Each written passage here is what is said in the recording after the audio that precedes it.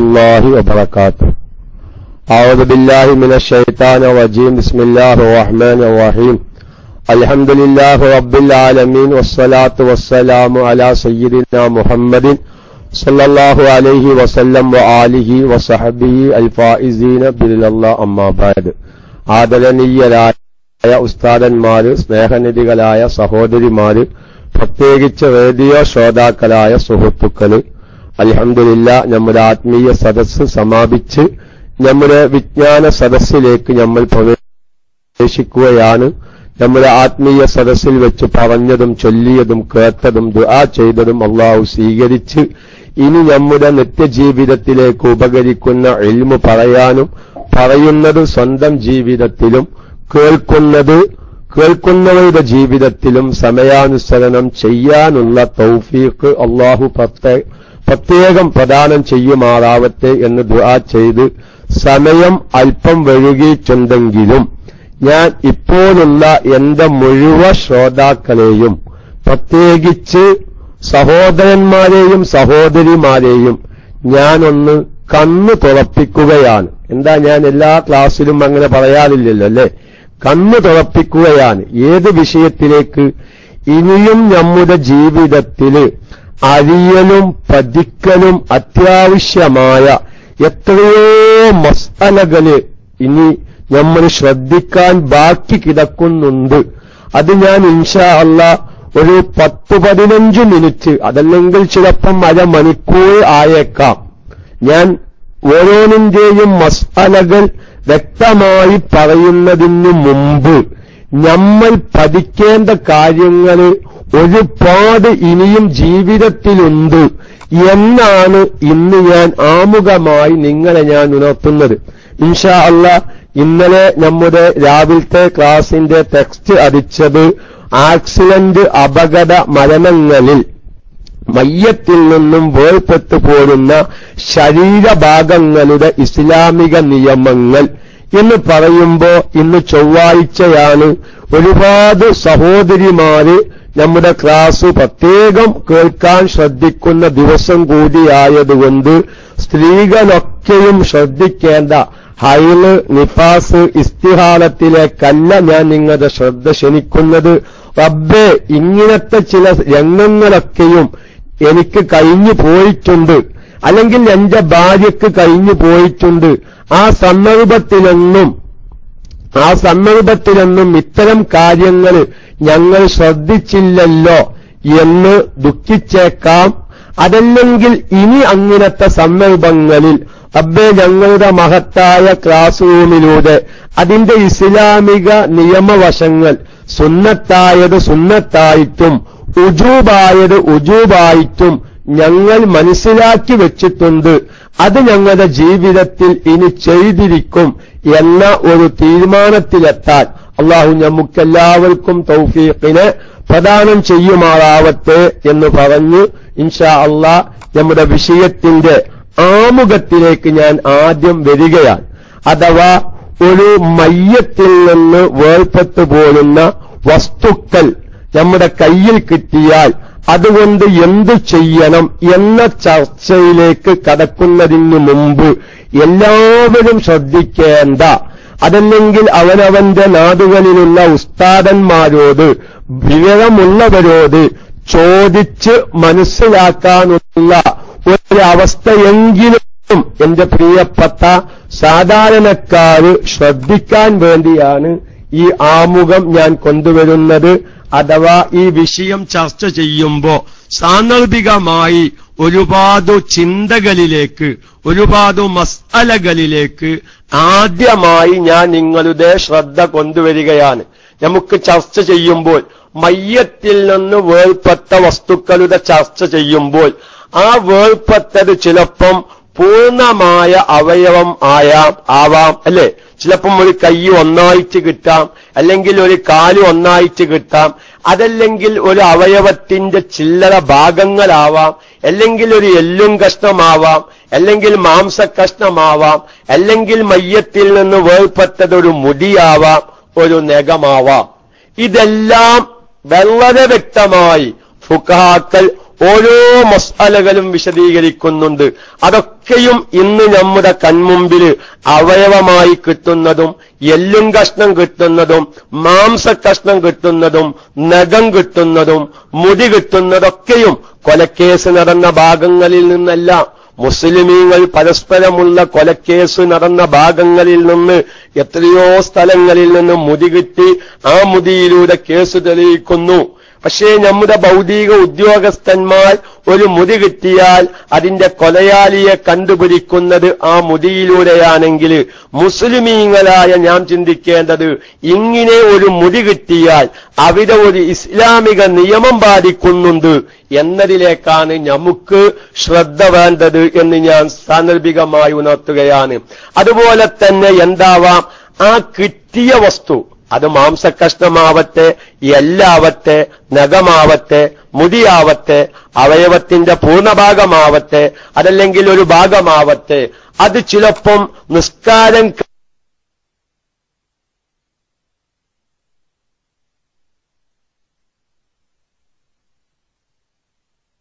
കഴിഞ്ഞ മയ്യത്ത് ബാൻഡ് അറിയല്ലേ. പക്ഷേ ആ ആക്സിഡന്റിൽ പെട്ടവൻ മരിച്ചിരിക്കുന്നു. അവനെ മരിച്ച് കുളിപ്പിച്ച് കഫൻ ചെയ്ത് ഖബറടക്കം കഴിഞ്ഞിരിക്കുന്നു. അതിനുശേഷമാണ് ആ അപകടത്തിൽപ്പെട്ട വാഹനം വെട്ടിപ്പൊലിക്കുന്ന നേരത്ത് അതിന്റെ ഉള്ളിൽ നിന്നൊരു മാംസക്കഷ്ണം കിട്ടിയത്, ഒരു വിരൽ തുമ്പ് കിട്ടിയത്. അങ്ങനെയാവാം അല്ലേ? നല്ല ശ്രദ്ധിക്കണം. അപ്പൊ അത് മറമാതിയതിനു ശേഷം മയ്യത്തിന്റേതാണ് എന്ന് അറിയുമ്പോൾ ഈ മയ്യത്തിന്റെ പേരിലുള്ള നിസ്കാരവും കുലിയും എല്ലാം കഴിഞ്ഞതിനു ശേഷം, മറമാതലും കഴിഞ്ഞതിനു ശേഷം ഇങ്ങനെ ഒരു വസ്തു കിട്ടുമ്പോൾ അങ്ങനെ ചർച്ച ചെയ്യേണ്ടതുണ്ട്. ചിലപ്പം ഈ മയ്യത്തിനെ അപകടത്തിൽപ്പെട്ട് പോസ്റ്റ്മോർട്ടത്തിന് വേണ്ടി സൂക്ഷിച്ചു വച്ചിരിക്കുകയാണ്. ചിലപ്പം 1 ദിവസവും 2 ദിവസവും 3 ദിവസവും കഴിഞ്ഞ് പോസ്റ്റ്മോർട്ടം നടക്കുന്ന മയ്യത്തുകളില്ലേ? ഇതൊക്കെയും ഇന്ന് കാലോചിതമായി എന്റെ പ്രിയപ്പെട്ട എല്ലാ ശ്രോതാക്കളും മനസ്സിലാക്കി വെച്ച് അവനവന്റെ ടൗണുകളിൽ അവനവന്റെ രാജ്യങ്ങളിൽ സംഭവിക്കാവുന്നത് തന്നെയാണ് എന്നല്ല, ഇന്ന് സംഭവിച്ചും കൊണ്ടിരിക്കുന്നതാണ്. ആള് മരിച്ചിരിക്കുന്നു, പക്ഷേ പോസ്റ്റ്മോർട്ടോ എന്തോ കേസോ കുലുമാലൊക്കെ ആയ കാരണം മയ്യത്ത് മോർച്ചയിലാണുള്ളത്. പോസ്റ്റ്മോർട്ടം കഴിഞ്ഞിട്ടില്ല, പക്ഷേ ആ മയ്യത്തിന്റെ പേരിൽ നിസ്കാരം കഴിഞ്ഞിട്ടില്ല, അല്ലെങ്കിൽ കുളിപ്പിക്കൽ കഴിഞ്ഞിട്ടില്ല, കഫൻ ചെയ്യൽ കഴിഞ്ഞിട്ടില്ല.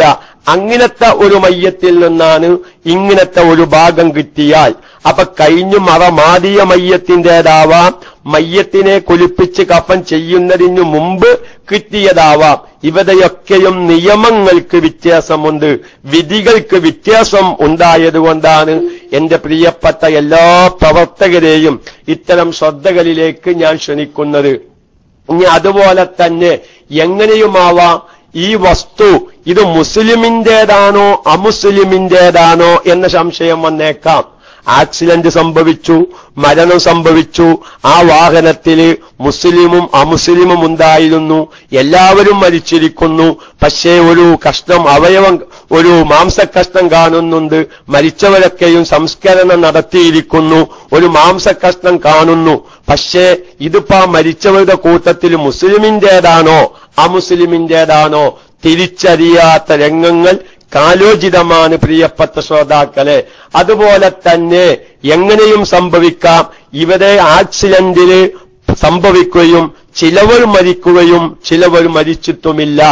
അപ്പൊ നമുക്ക് അപകടം സംഭവിച്ച ഭാഗത്തിൽ നിന്ന് ഒരു ശരീരത്തിന്റെ അല്പഭാഗം കിട്ടി. ഇതിപ്പോ ജീവിച്ചിരിക്കുന്നവന്റേതാണോ മരിച്ചവന്റേതാണോ? കാരണം ആകെ എല്ലും മുള്ളൊക്കെ ആകെ മുറിഞ്ഞിരിക്കുന്നു, ആകെ ചതഞ്ഞരിഞ്ഞിരിക്കുന്നു. ഇതിപ്പോ മരിച്ചുപോയ വ്യക്തിയുടെ ശരീരത്തിൽ നിന്ന് പോന്നതാണോ, ഇനി മരിക്കാതെ ഐസിയിൽ കിടക്കുന്ന രോഗി അപകടത്തിൽപ്പെട്ട വ്യക്തിയിൽ നിന്ന് പോന്നതാണോ? ഇങ്ങനൊക്കെയും സംശയങ്ങൾ വന്നേക്കാം. ഇവരെയൊക്കെയും നമ്മുടെ ഫുഖാക്കൾ വളരെ വ്യക്തമായി ഓരോന്നിന്റെയും നിയമങ്ങൾ വിശദീകരിക്കുന്നു. അതുപോലെ തന്നെ സാന്ദർഭികമായി നമ്മളെല്ലാവരും മനസ്സിലാക്കേണ്ട ഒരു വിഷയമാണ്, ഒരു ആക്സിഡന്റ് മരണം സംഭവിക്കുന്നു, വാഹനത്തിൽ അമുസ്ലിമീങ്ങളും മുസ്ലിമീങ്ങളുമുണ്ട്, പലവരും മരിച്ചിരിക്കുന്നു. പക്ഷേ മരിച്ച മയ്യത്തുകളെ തിരിച്ചറിയാത്ത അവസ്ഥയിൽ അല്ലാഹു കാത്തുരക്ഷിക്കുമാറാവട്ടെ. കത്തിക്കരിഞ്ഞു മരിക്കുമ്പോൾ, അതുപോലെ തന്നെ വിമാനം തകർന്നു മരിക്കുമ്പോഴൊക്കെയും പലവരും കത്തിക്കരിഞ്ഞ് 150 ആൾ മരിച്ചു, 100 ആൾക്കാർ മരിച്ചു. അതിലും അമുസ്ലിമീങ്ങൾ യാത്രക്കാരുണ്ടായിരുന്നു. പക്ഷേ മയ്യത്തുകളൊക്കെയും ആകെ കത്തി നശിച്ച കാരണം മുഖം അറിയുന്നില്ല, ശരീരപ്രകൃതികളെല്ലാം ആകെ മാറിയിരിക്കുന്നു. ഇവരെ ഈ കിടക്കുന്നവരുടെ കൂട്ടത്തില് മുസ്ലിമായ മയ്യത്തുണ്ട്, അതുപോലെ തന്നെ അമുസ്ലിമായ മയ്യത്തുണ്ട്. ഇവരെ ഏതാണ് മുസ്ലിമായ വ്യക്തിയുടെ മയ്യത്ത്, ഏതാണ് അമുസ്ലിമിന്റെ മയ്യത്ത് എന്ന് തിരിച്ചറിയാത്ത അവസ്ഥകൾ സർവ്വസാധാരണ സംഭവിക്കുന്നു. അതുപോലെ തന്നെ ഒന്നിലധികം മയ്യത്തുകളുണ്ട്. ഈ ഒന്നിലധികം മയ്യത്തുകളുടെ കൂട്ടത്തിൽ മുസ്ലിമും അമുസ്ലിമും ഉണ്ട്. പക്ഷേ വേർതിരിച്ചറിയാൻ മാർഗമില്ല. ഇങ്ങനത്തെ സന്ദർഭങ്ങളെല്ലാം ഈ വിഷയ സംബന്ധമായി നാം ചർച്ചക്കെടുക്കേണ്ടതാണ്, നാം മനസ്സിലാക്കി വെക്കേണ്ടതാണ്. കാരണം ഇതെല്ലാം ഇന്ന് നമ്മുടെ വർത്തമാന കാലഘട്ടങ്ങളിൽ നടക്കുന്ന അപകടങ്ങളിൽ സംഭവിക്കുന്ന അവസ്ഥകളായതുകൊണ്ടാണ് നമ്മുടെ KMIC, നമ്മുടെ ശ്രോതാക്കൾ വിശാലമായ പഠനത്തിനു തന്നെ ആവേശവും തയ്യാറുമായതുകൊണ്ട് വിശാലമായി നമുക്ക് പഠിക്കാം. അല്ലാഹു തആല തൗഫീഖിനെ പ്രദാനം ചെയ്യുമാറാവട്ടെ.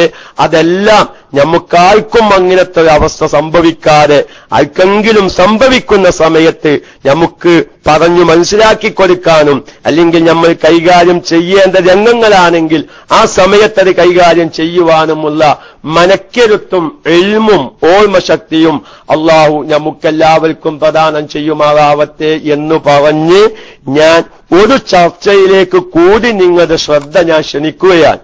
അത് ഇന്ന് സാധാരണക്കാർക്ക് എല്ലാവർക്കും ആവശ്യമാണ്. ഞാൻ മൗലിദിന്റെ മുന്നേ മൈക്കയെടുത്തപ്പോ കാസർഗോഡ് ഭാഗത്ത് നിന്ന് ഒരു സുഹൃത്ത് വിളിച്ച് എന്നോട് ഒരു ഇഷ്കാല് ചോദിച്ചതാണ്, ഒരു സംശയം തീർത്തതാണ്. പക്ഷേ ആ ഒരു സംശയത്തിൽ നിന്ന് ആ ഒരു വിഭാഗം തെറ്റുധരിച്ച ഒരു വിഷയമാണ് എനിക്ക് ഓർമ്മ വന്നത്. കാരണം അദ്ദേഹം എന്നോട് ചോദിച്ചത് നിർബന്ധമായ കുലിയുടെ മുന്നേ നഖവും പോലോ കൈയും കാലും മറ്റ നഖം മുറിക്കല് സുന്നത്തോ ഫറളോ എന്നാണ് ചോദ്യം വന്നത്. അവർ ഒന്നിരിക്കൽ അത് സുന്നത്തായി ചെയ്യുന്നു, അതല്ലെങ്കിൽ നിർബന്ധമാണെന്നുള്ള കരുത്തിൽ അവർ ചെയ്യുന്നുണ്ട് അവര്. അല്ലാഹു തആല ഞാൻ അവരോട് പറഞ്ഞു, എന്തായാലും ഇന്ന് മയ്യത്തിൽ നിന്ന് വേർപെട്ടു പോന വസ്തുക്കളുടെ ശരീരം ചർച്ചയ്ക്ക് ചെയ്യുമ്പോ ഞാൻ ആ വിഷയം ഒന്ന് സൂചിപ്പിക്കും. ഞാൻ പറഞ്ഞു, ഒരിക്കലും പാടില്ല. കുലി നിർബന്ധമായി കഴിഞ്ഞാൽ ശരീരത്തിൽ നിന്ന് ഒന്നും പിരിക്കാൻ പാടില്ല എന്നല്ല, ശരീരത്തിൽ നിന്ന് രക്തം പോലും എടുക്കാൻ പാടില്ല എന്നാണ് മസ്അല. അത് ഹറാമാണെന്നല്ല പറയുന്നത്, ചെയ്യാതിരിക്കൽ അത്യാവശ്യമാണ്, വയംബഗി അത്യാവശ്യമാണ് എന്നാണ് ഫത്ഹുൽ മുഈൻ പോലത്തെ ഫിഖ്ഹിന്റെ ഗ്രന്ഥങ്ങളൊക്കെയും അതിനെ ഇബാറത്തിട്ടത്. അപ്പോൾ നിർബന്ധമായ കുലിയുടെ സാഹചര്യത്തിൽ ഹൈല രക്തം പുറപ്പെടുന്ന സമയത്ത്, പ്രസവ രക്തം പുറപ്പെടുന്ന സമയത്ത്, അല്ലെങ്കിൽ അത് നിന്ന് കുലിച്ച് ശുദ്ധിയാവുന്നതിനു മുമ്പ്, അല്ലെങ്കിൽ മറ്റേതെങ്കിലും നിലക്ക് കുലി നിർബന്ധമായാൽ എന്ത് പാടില്ല? രക്തം ശരീരത്തിൽ നിന്നെടുക്കാൻ പാടില്ല, മുടികളും നഖങ്ങളൊന്നും നീക്കാൻ പാടില്ല. ഇത് അറിയാത്ത വിഭാഗങ്ങൾ ഇന്നും നമ്മുടെ ഗ്രാമപ്രദേശങ്ങളിലുണ്ട്. അങ്ങനെ ചെയ്താൽ അത് ഹറാമാണെന്നല്ല, അഥവാ അങ്ങനെ ചെയ്താൽ അതിന്റെ വിധി നാം അറിയണം. അതുപോലെ തന്നെ സ്വാഭാവികമായി കൊഴിഞ്ഞു പോന്നാൽ, ഏതായിരുന്നാലും ഞാൻ പറയുന്നത് സാന്ദർഭികമായി ജീവിതകാലത്ത് ഇന്ന് മനുഷ്യ ശരീരത്തിൽ നിന്ന് പലതും പോരുന്നു. ഒന്നുകൂടി അത് ശ്രദ്ധിക്കണം. ഞാൻ നിങ്ങളുടെ ഒരു ശ്രദ്ധ, നമ്മളാരും ഇന്നുവരെ സാധാരണക്കാരു ശ്രദ്ധിക്കാത്ത ഒരു പ്രത്യേക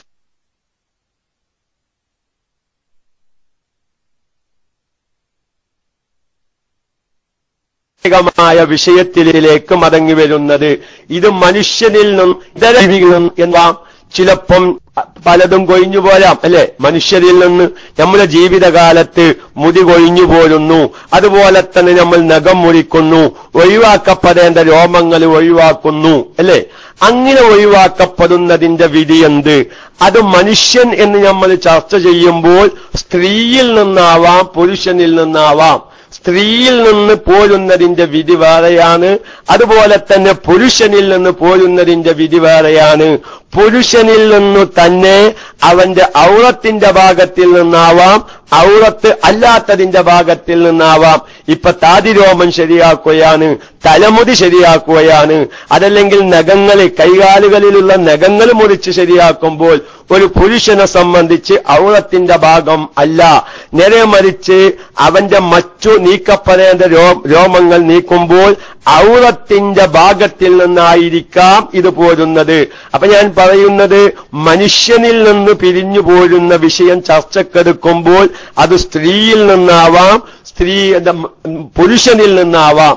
സ്ത്രീയിൽ നിന്നാകുമ്പോൾ അതിന്റെ നിയമം വേറെയാണ്, പുരുഷനിൽ നിന്നാകുമ്പോൾ അതിന്റെ നിയമം വേറെയാണ്. പുരുഷനിൽ നിന്ന് തന്നെ ഔറത്തിന്റെ ഭാഗത്തിൽ നിന്നാകുമ്പോഴും ഔറത്ത് അല്ലാത്ത ഭാഗത്തിൽ നിന്നാകുമ്പോഴും വിധിയിൽ വ്യത്യാസമുണ്ട്. അതുപോലെ തന്നെ എന്റെ പ്രിയപ്പെട്ടതായ സുഹൃത്തുക്കള് സാന്ദർഭികമായി മനസ്സിലാക്കണം, ഇതര ജീവികളിൽ നിന്ന് പലപ്പോഴും രോമങ്ങൾ കൊഴിഞ്ഞു പോരാറില്ലേ? പൂച്ച കിണറ്റിൽ ചാടി, നായ കിണറ്റിൽ ചാടി പിടഞ്ഞു മരിക്കുകയോ അതല്ലെങ്കിൽ അതിന്റെ മരണവപ്രാളത്തിൽ പിടയുന്ന നേരത്ത് നമ്മുടെ കിണറ്റിലുള്ള വെള്ളത്തിൽ അതാ രോമങ്ങൾ കൊഴിഞ്ഞു പോകുന്നു. നല്ല വെള്ളമുള്ള കിണറാകുമ്പോൾ അതിന്റെ വിധി വേറെയാണ്. നേരെ മറിച്ച് വേനൽക്കാലം ലാസ്റ്റാണ്, വളരെ കുറഞ്ഞ വെള്ളമാണ് കിണറ്റിലുള്ളത്, ആ സമയത്താണ് പൂച്ച കിണറ്റിലേക്ക് ചാടി, ആ കുറഞ്ഞ വെള്ളത്തിൽ പൂച്ച കടന്ന് പതയുന്നു. പൂച്ചയുടെ രോമങ്ങൾ അല്ലെങ്കിൽ നായയുടെ രോമങ്ങൾ ആ കുറഞ്ഞ വെള്ളത്തിലാകുന്നു.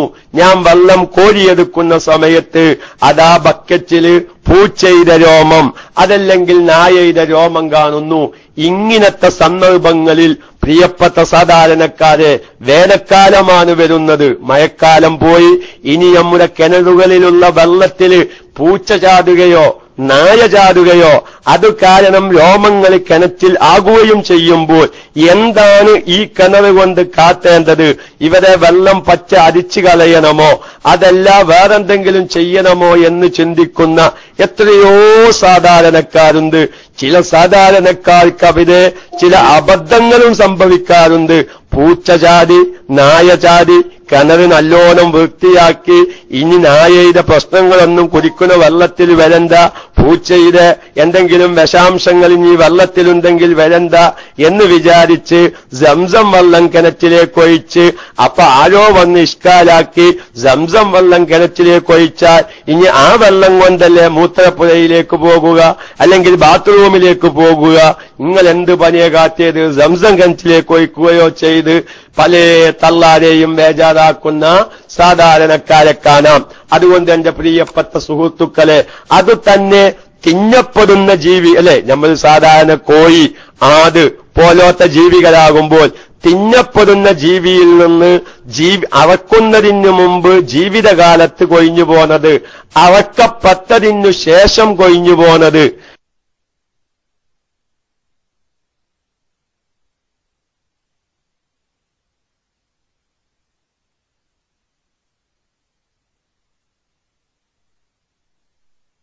പഴയ കാലത്തൊക്കെ ഈ കോഴി പോലും ചിലപ്പം കോയിനെ അറത്തേണ്ട ശം. എനിക്ക് നല്ല സംസാരിക്കും ഉസ്താദ്, ഓർക്കൊക്കെ അറിയാം. എന്തേ കത്തുണ്ടോ? ക്ലിയർ അല്ലേ? അറിയാം. ഈ കോഴിയുടെ തൂവലെടുത്ത് അല്ലെങ്കിൽ കോയിനെ അറക്കുമ്പോ വയസ്സായവർ പ്രത്യേകിച്ച് പറയും ഒരു 4 തൂവലെടുത്ത് വെക്കുന്നത്. എന്തിന്?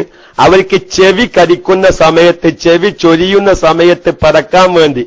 അപ്പൊ അറുത്ത കോഴിയുടെ തൂവലെടുത്ത്. പക്ഷെ ഇന്നെന്തില്ല, അങ്ങനത്തെ വിഷയങ്ങളൊന്നുമില്ല. ഇന്നങ്ങനെ ചെവി പടക്കാൻ പറ്റിയ കോഴിനെ നമ്മളാരും അറക്കുന്നില്ല. അതാണ് വിഷയം. കാരണം നമ്മളെല്ലാവരും നേരെ ചിക്കൻ സ്റ്റാളിൽ പോവുക, അവന് കോഴിനെ ഇറക്കുക, മാംസം വായിച്ച്. കാരണം കോഴി ഇറച്ചി നഷ്ടപ്പെട്ട യുഗമാണ്. ഇറച്ചിക്കോഴി കിട്ടാനുണ്ടെങ്കിലും കോഴി ഇറച്ചി ഇനി എവിടെയും കിട്ടാനില്ലാത്ത കാലാണ്. നേരെ മറിച്ച് പഴയ കാലത്ത് മരുമക്കൾ വിരുന്നു വരുമ്പോ കൂട്ടിലുള്ള നല്ല കോഴിനെ പിടിച്ച് അറക്കുന്ന സമയത്ത് വയസ്സായവർ പറയും ഏതോ ഒരു 4 തൂവലെടുത്ത് വെച്ചാൽ എന്തിനാ? ചെവിട്ട് പറക്കാനാണ്, ചെവി ചൊരിയുന്ന സമയത്ത്. ഇന്ന് ആധുനിക സംവിധാനത്തിൽ ചെവി ചൊരിയാനും ചെവി മാന്താനൊക്കെയും വസ്തുക്കൾ ഉണ്ടായതുകൊണ്ട് ഇന്ന് നമുക്ക് അതിന്റെ മസാലകളിലേക്കൊന്നും ചിന്തിക്കേണ്ട ആവശ്യം വന്നിട്ടില്ല.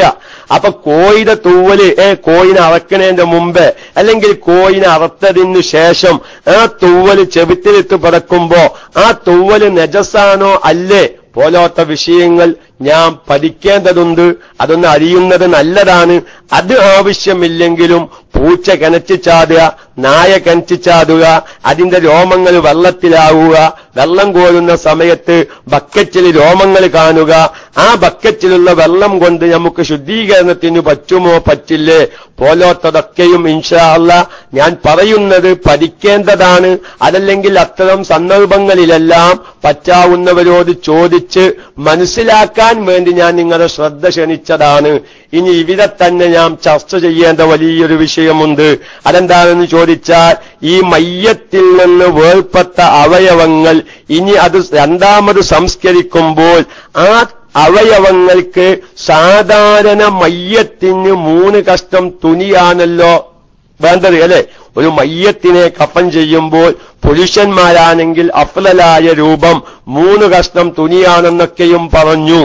എങ്കിൽ ഇങ്ങനെ ഒരു മയ്യത്തിന്റെ അവയവം കിട്ടി അതിനെ സംസ്കരിക്കുമ്പോൾ 3 കഷ്ണം തുണി വേണമോ? അതുപോലെ തന്നെ ഒരു മയ്യത്തിനെ കബറടക്കുമ്പോൾ ഒരു ഏതുപോലെ ഒരു പിടിമൃഗങ്ങളുടെ ശല്യവും വാസനയെ തടയുന്ന രൂപത്തിലുള്ള കുഴി ആവൽ നിർബന്ധമാണ് എന്ന് നമ്മൾ പറഞ്ഞില്ലേ? അപ്പൊ മയ്യത്തിൽ നിന്ന് വേർപെട്ടു പോരുന്നതായ ശരീരത്തിന്റെ ഭാഗങ്ങൾ സംസ്കരിക്കുമ്പോൾ ഇത്തരം കാര്യങ്ങൾ നിർബന്ധമുണ്ടോ, അത്യാവശ്യമുണ്ടോ? മഹാന്മാരാവുന്ന ഫുഖഹാക്കൾ വളരെ വ്യക്തമായി പറയുന്നു.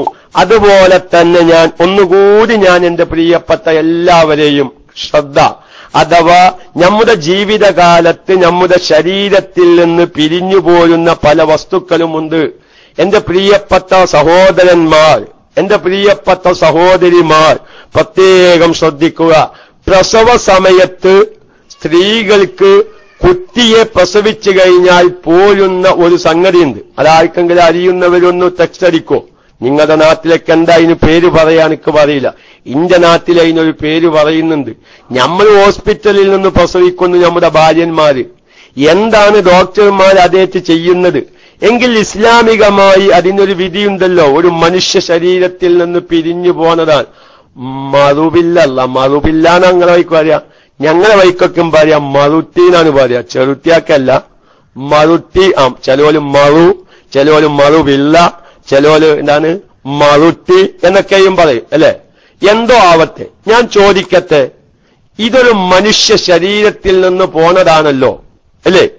എന്താണ് ഇന്ന് നമ്മുടെ സഹോദരിമാർ അല്ലെങ്കിൽ നമ്മുടെ ഭാര്യന്മാർ പ്രസവിക്കുന്ന സമയത്ത് ഇത് എന്താ ചെയ്യുന്നത് നമ്മൾ? അതിനൊരു ഇസ്ലാമിക വിധി നോക്കൂ നിങ്ങൾ. ഫുഖഹാക്കൾ ഒന്നും ഒഴിവാക്കിയിട്ടില്ല. വളരെ വ്യക്തമായി ഫുഖഹാക്കൾ പറയുന്നുണ്ട്, അമ്മൽ മശീമത്തു അൽ മുസമ്മാത്തു ബിൽ ഖലാസ്. അതിന് മറുപില്ല, മറുട്ടി. സാധാരണഗതിയിൽ അറബി ഭാഷയിൽ മശീമത്ത്, അതായത് ഖലാസ്, ഒരു പെണ്ണു പ്രസവത്തിൽ നിന്ന് രക്ഷപ്പെട്ടു എന്ന് പറയണമെങ്കിൽ അത് പോരണം, അല്ലേ? അറിയുന്നവർക്കൊക്കെ അറിയാം. ഒരു പെണ്ണ് പ്രസവത്തിൽ നിന്ന് രക്ഷപ്പെട്ടു എന്ന് പറയണമെങ്കിൽ അത് പുറത്തേക്ക് പോരണം. അതിനാണ് ഇതിന് ഖലാസ്, രക്ഷപ്പെടുക എന്ന് പ്രത്യേകമായ പേര്. നമ്മുടെ ഷൗക്കത്ത് സക്കാഫയ്ക്ക് മറുട്ടി, ഞങ്ങളുടെ വഴിക്കൊക്കെ അങ്ങനെയാണ് അതിന്റെ പേര്, മറുട്ടി എന്ന് പറയാം. അതായത് മറ്റൊരു കുട്ടി എന്ന അർത്ഥത്തിലായിരിക്കാം. അത് ഒരു അപകടം പിടിച്ച മേഖലയാണ്. ഈ മറുട്ടി പോന്നിട്ടില്ലെങ്കിൽ പ്രസവത്തില് അപകടം സംഭവിക്കാം. പഴയ കാലത്തേക്കും വീടുകളിൽ നിന്ന് പ്രസവിക്കുന്ന സമയത്ത് ഈ മറുട്ടി പെട്ടെന്ന് അത് ഒരു പെണ്ണിന്റെ ലിവറിൽ പോയി ഒലിക്കുമെന്നൊക്കെയാണ് പഴയ കാലത്തുള്ള വസാത്തികൾ പറഞ്ഞിരുന്നത്. അങ്ങനെ വസാത്തികൾ എന്ത് ചെയ്യുമെത്തരെ ഗർഭാശയത്തിന്റെ ഭാഗത്തേക്ക് കയ്യിട്ട് ഈ മറുത്തിയെ വലിച്ചെടുക്കുമ്പോ വസാത്തികളുടെ കയ്യ് ചിലപ്പം ഈ പ്രസവം നടക്കുന്ന സഹോദരിയുടെ ലിവറിൽ കരളിലൊക്കെയും തട്ടി മരണം സംഭവിച്ചതായ വിവരങ്ങൾ പഴയ കാലത്തെ സഹോദരിമാർ വയസ്സായവർ പറയുന്നത് ഞാൻ കേട്ടിട്ടുണ്ട്. എന്നല്ല ഞാൻ അവരോട് ഇത്തരം കാര്യങ്ങളൊക്കെയും ഇതിന്റെ മസാല ചർച്ചയ്ക്ക് വിധേയമാക്കാൻ അന്വേഷിച്ചിട്ടുമുണ്ട്. അപ്പൊ അതുകൊണ്ട് ഈ മറുട്ടി പോരുമ്പോൾ അവിടെ തന്നെ ഫുഖഹാക്കൾ വളരെ വ്യക്തമായി ചർച്ച ചെയ്യുകയാണ്. ഞാൻ ഇതാ പറയുന്നത്, നമ്മുടെ കണ്ണ് തുറക്കേണ്ടതുണ്ട്. ഫിഖ്ഹിയായ എത്രയോ മസ്അലകൾ നമുക്ക് സുന്നത്തായതും ഉജൂബായതൊക്കെയും വളരെ വ്യക്തമായി പഠിക്കേണ്ടതുണ്ട്. ഞാൻ അതിന്റെ വിശദീകരണത്തിലേക്ക് വരാം. മഹാന്മാര് പറയുന്നു, ഉമ്മയിൽ നിന്നോ മാതാവിൽ നിന്നോ കുട്ടിയിൽ നിന്നോ അത് പോരുകയും ഹത്താ ഇദാ മാത അഹദുഹുമാ, ആ കുട്ടിയോ തള്ളയോ അത് പിരിഞ്ഞ ഉടനെ മരിച്ചാൽ, അഖിബം ഫിസാലിഹ, അത് പിരിഞ്ഞ ഉടനെ മരിച്ചാൽ, കാന ലഹാ ഹുക്മുൽ ജുസ്ഇൽ മുൻഫസിലി മിനൽ മയ്യിത്തി, മയ്യത്തിൽ നിന്ന് വിട്ടുപിരിഞ്ഞു പോന ഭാഗത്തിന്റെ ഹുക്കുമാണ് അതിനുള്ളത്. ഇത് പിരിഞ്ഞ ഉടനെ ഉമ്മ മരിക്കുകയാണ്, ഇല്ലേ? പ്രസവത്തിൽ എത്രയോ സഹോദരിമാര് മരിക്കുന്നുണ്ട്, ഇല്ലേ? പക്ഷേ ഈ മറുത്തിയെ കൊണ്ട് നമ്മൾ എന്ത് ചെയ്യുന്നു? പണ്ഡിതന്മാര് പറയുന്നുണ്ട്, ഫയജിബു ദഫ്നുഹാ, അതിനെ മറമാടൽ നിർബന്ധമാണ്. പക്ഷേ നമ്മളെന്താ ചെയ്യുന്നത്? നമ്മളത് ഹോസ്പിറ്റലിൽ നിന്നാണെങ്കിൽ അവരേതോ കച്ചറയിലേക്ക് മാറ്റുകയാണ്. അതുപോലെ തന്നെ ഞാൻ ഒന്നുകൂടി പറയട്ടെ, ഫിഖിന്റെ കിതാബുകളിലൊക്കെയും അതിൽ നിന്ന് അഭിപ്രായ വ്യത്യാസങ്ങളും കാര്യങ്ങളൊക്കെയും ഉണ്ട്. അത് മറമാടൽ നിർബന്ധമാണോ അതല്ല സുന്നത്താണോ, ഏതായിരുന്നാലും ഹോസ്പിറ്റലിലെ വേസ്റ്റ് കുഴിയിലേക്ക് ഇടാൻ പറ്റുമോ ഇല്ലേ എന്നാണ് നമ്മൾ ചിന്തിക്കേണ്ടത്. ഞാനിതാ നമ്മൾ നല്ലോണം ആലോചിക്കേണ്ടതുണ്ട്. അതുപോലെ തന്നെ ഇന്ന് സുന്നത്ത് കല്യാണം എന്ന് പറയുന്നത്, സുന്നത്ത് കല്യാണം എന്ന് പറയാൻ ഒറ്റവാക്കിൽ, പക്ഷെ അത് ഉജൂബായ കല്യാണം. സാധാരണ ഒരു പെണ്ണിനെ കല്യാണം കഴിക്കൽ, ഒരു സ്ത്രീയെ കല്യാണം കഴിക്കൽ സുന്നത്തും, ചേലാക്രമം എന്നുള്ള ക്രമം അത് നിർബന്ധമാണ്. അപ്പൊ നിങ്ങൾ സാധാരണക്കാർക്കൊരു ഇഷ്കാലുണ്ടാവും. എന്താ എന്റെ പിന്നെ ഉസ്താദെ സുന്നത്ത് എന്ന് പറയാൻ കാരണം അത് നബിചര്യ. സുന്നത്തിന് രണ്ടർത്ഥമുണ്ട്. ഒന്ന് നബിചര്യ, മറ്റൊന്ന് ചെയ്താൽ കൂലിയുള്ളതും ഉപേക്ഷിച്ചാൽ ശിക്ഷയില്ലാത്തതും എന്ന മയനാക്കും നമ്മൾ സുന്നത്ത് എന്ന് പറയും. റസൂലുള്ളാന്റെ ചര്യ എന്ന സുന്നത്തു റസൂലില്ല. അതുകൊണ്ട് ബിസ്മില്ലാഹി വലാ മില്ലത്തി റസൂലില്ല, റസൂലുള്ളാന്റെ മില്ലത്ത്, റസൂലുള്ളാന്റെ സുന്നത്ത്, ചര്യ, നടപടിക്രമം എന്ന അർത്ഥത്തിലും നമ്മൾ സുന്നത്തിന് ഉപയോഗിക്കും. അപ്പൊ അതുകൊണ്ട് റസൂലുള്ളാന്റെ ഒരു ചര്യ അല്ലെങ്കിൽ ഇബ്രാഹിം നബി അലൈഹിസ്സലാമിന്റെ ഒരു മില്ലത്ത് എന്ന നിലക്കാണ് നമ്മൾ സുന്നത്ത് കല്യാണം എന്ന് പറയുന്നത്. സംഗതി അത് സുന്നത്തല്ല, അത് ഉജൂബാണ്. പക്ഷെ അവിടെ തന്നെ വലിയൊരു ചർച്ച സ്ത്രീകളുടെ അത്തരം വിഷയങ്ങളെപ്പറ്റി ഫുഖഹാക്കൾ ചർച്ച ചെയ്യുന്നുണ്ട്. അതവിടെ ഇരിക്കട്ടെ.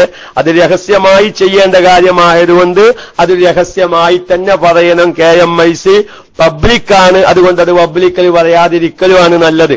സ്ത്രീകളുടെ ആൺകുട്ടികളുടെ സുന്നത്ത് കല്യാണം പരസ്യമാക്കലും അതിന് വലീമത്തുണ്ടാക്കലൊക്കെ സുന്നത്താണ്.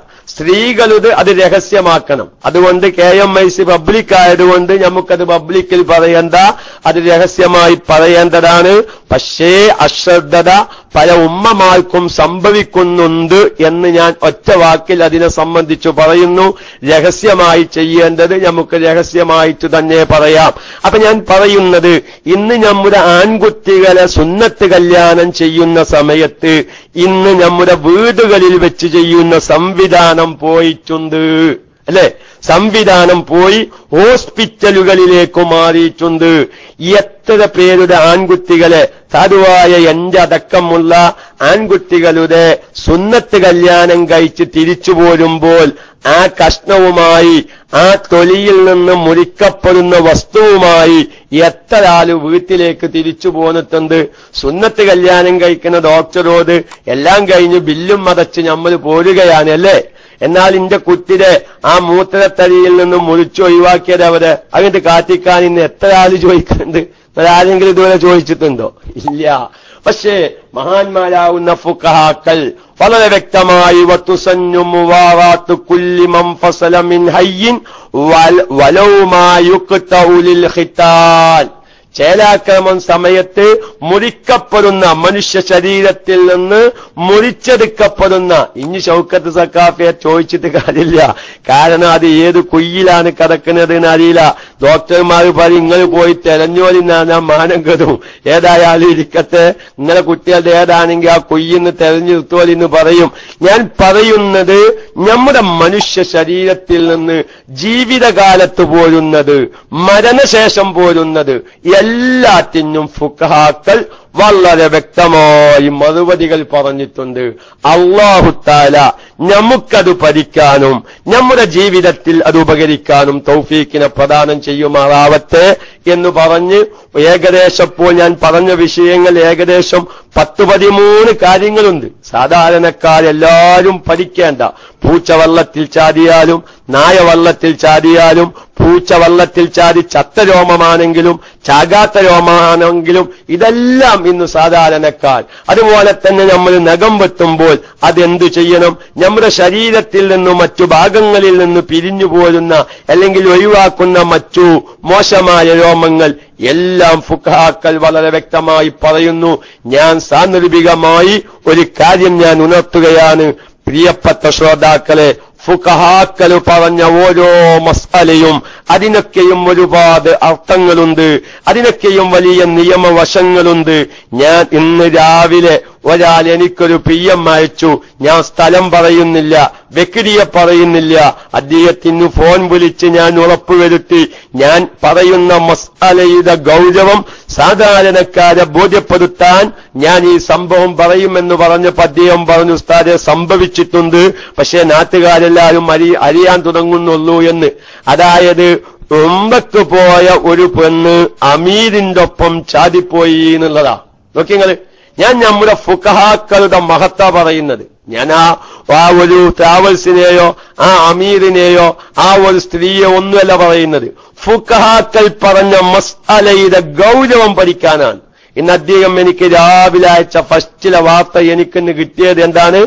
അമീറിന്റെ ഒപ്പം ഉമ്മ ഗ്രൂപ്പിലുള്ള പെണ്ണ് ചാടിപ്പോയി. ഇതുകൊണ്ടല്ലേ നമ്മളെ KMIC-യിൽ നല്ല ചർച്ച ചെയ്തിട്ടുണ്ട് മുമ്പൊക്കെയും. അതായത് ഒരു പെണ്ണ് ഹജ്ജിന് പോകുന്ന സമയത്ത് അവിടെ ഒരു പെണ്ണിന് അല്ലെങ്കിൽ ഒരു ഉമ്മ അതല്ല ഉമ്മ പോവത്തെ ഒരു സാധാരണ ചെറു യാത്രയാണെങ്കിൽ തന്നെ അവിടെ ഒരു പെണ്ണിന് ഉജൂബായ കാര്യങ്ങൾ പറഞ്ഞിട്ടില്ലേ? അതുകൊണ്ടല്ലേ മഹാന്മാരാവുന്ന ഫുഖഹാക്കള് ഭർത്താവുമില്ല, അതുപോലെ തന്നെ വിവാഹബന്ധം നിഷിദ്ധമായ പുരുഷനും ഇല്ലാത്തയിടത്ത് ഒരു പെണ്ണിന് ഹജ്ജ് നിർബന്ധമാവാൻ, ഒരു പെണ്ണിന് ഉംറ നിർബന്ധമാവാൻ പോയാൽ ഹജ്ജും ഉംറയും സഹീഹാകുമെങ്കിലും പോവൽ നിർബന്ധമാവാൻ അവിടെ വിശ്വാസയോഗ്യരായ 2 സ്ത്രീകളും മതി എന്ന് മഹാനായ റംലി ഇമാം ചർച്ച ചെയ്തപ്പോൾ മഹാനായ ഇബ്നു ഹജറുൽ ഹൈതമി റളിയല്ലാഹു തആല അൻഹു പറഞ്ഞു, 2 പോരാ 3 വേണം. ഭർത്താവോ വിവാഹബന്ധം നിഷിദ്ധമായ പുരുഷനോ ഇല്ലെങ്കിൽ ആ പെണ്ണിന് ഹജ്ജും ഉംറയൊക്കെയും നിർബന്ധമാവാൻ പോയാൽ ഒറ്റക്ക് പോയാൽ സഹീഹാകുമോ ഇല്ലേ? അതല്ല ചർച്ച. അത് സഹീഹാകും. ഒരു പെണ്ണിന് വിശ്വാസത ഉണ്ടെങ്കിൽ ഒറ്റക്കും പോവാം. പക്ഷെ നിർബന്ധമായും പോവണമെന്ന കൽപ്പന ഇസ്ലാമിൽ ആ പെണ്ണിന് വരണമെങ്കിൽ ഭർത്താവുമില്ല, വിവാഹബന്ധം നിഷിദ്ധമായ പുരുഷനും ഇല്ലാത്തയിടത്ത് 2 പെണ്ണു മതി എന്ന് നിഹായ പോലത്തെ കിതാബിൽ പറഞ്ഞപ്പോ മഹാനായ ഇബ്നു ഹജർ ഹൈതമി റളിയല്ലാഹു അൻഹു പറഞ്ഞു, 2 പോരാ 3 വേണം. എന്താണ് ഇബ്നു ഹജർ റഹ്മത്തുള്ളാഹി അലൈഹി 3 വേണം എന്ന് പറയാൻ കാരണം?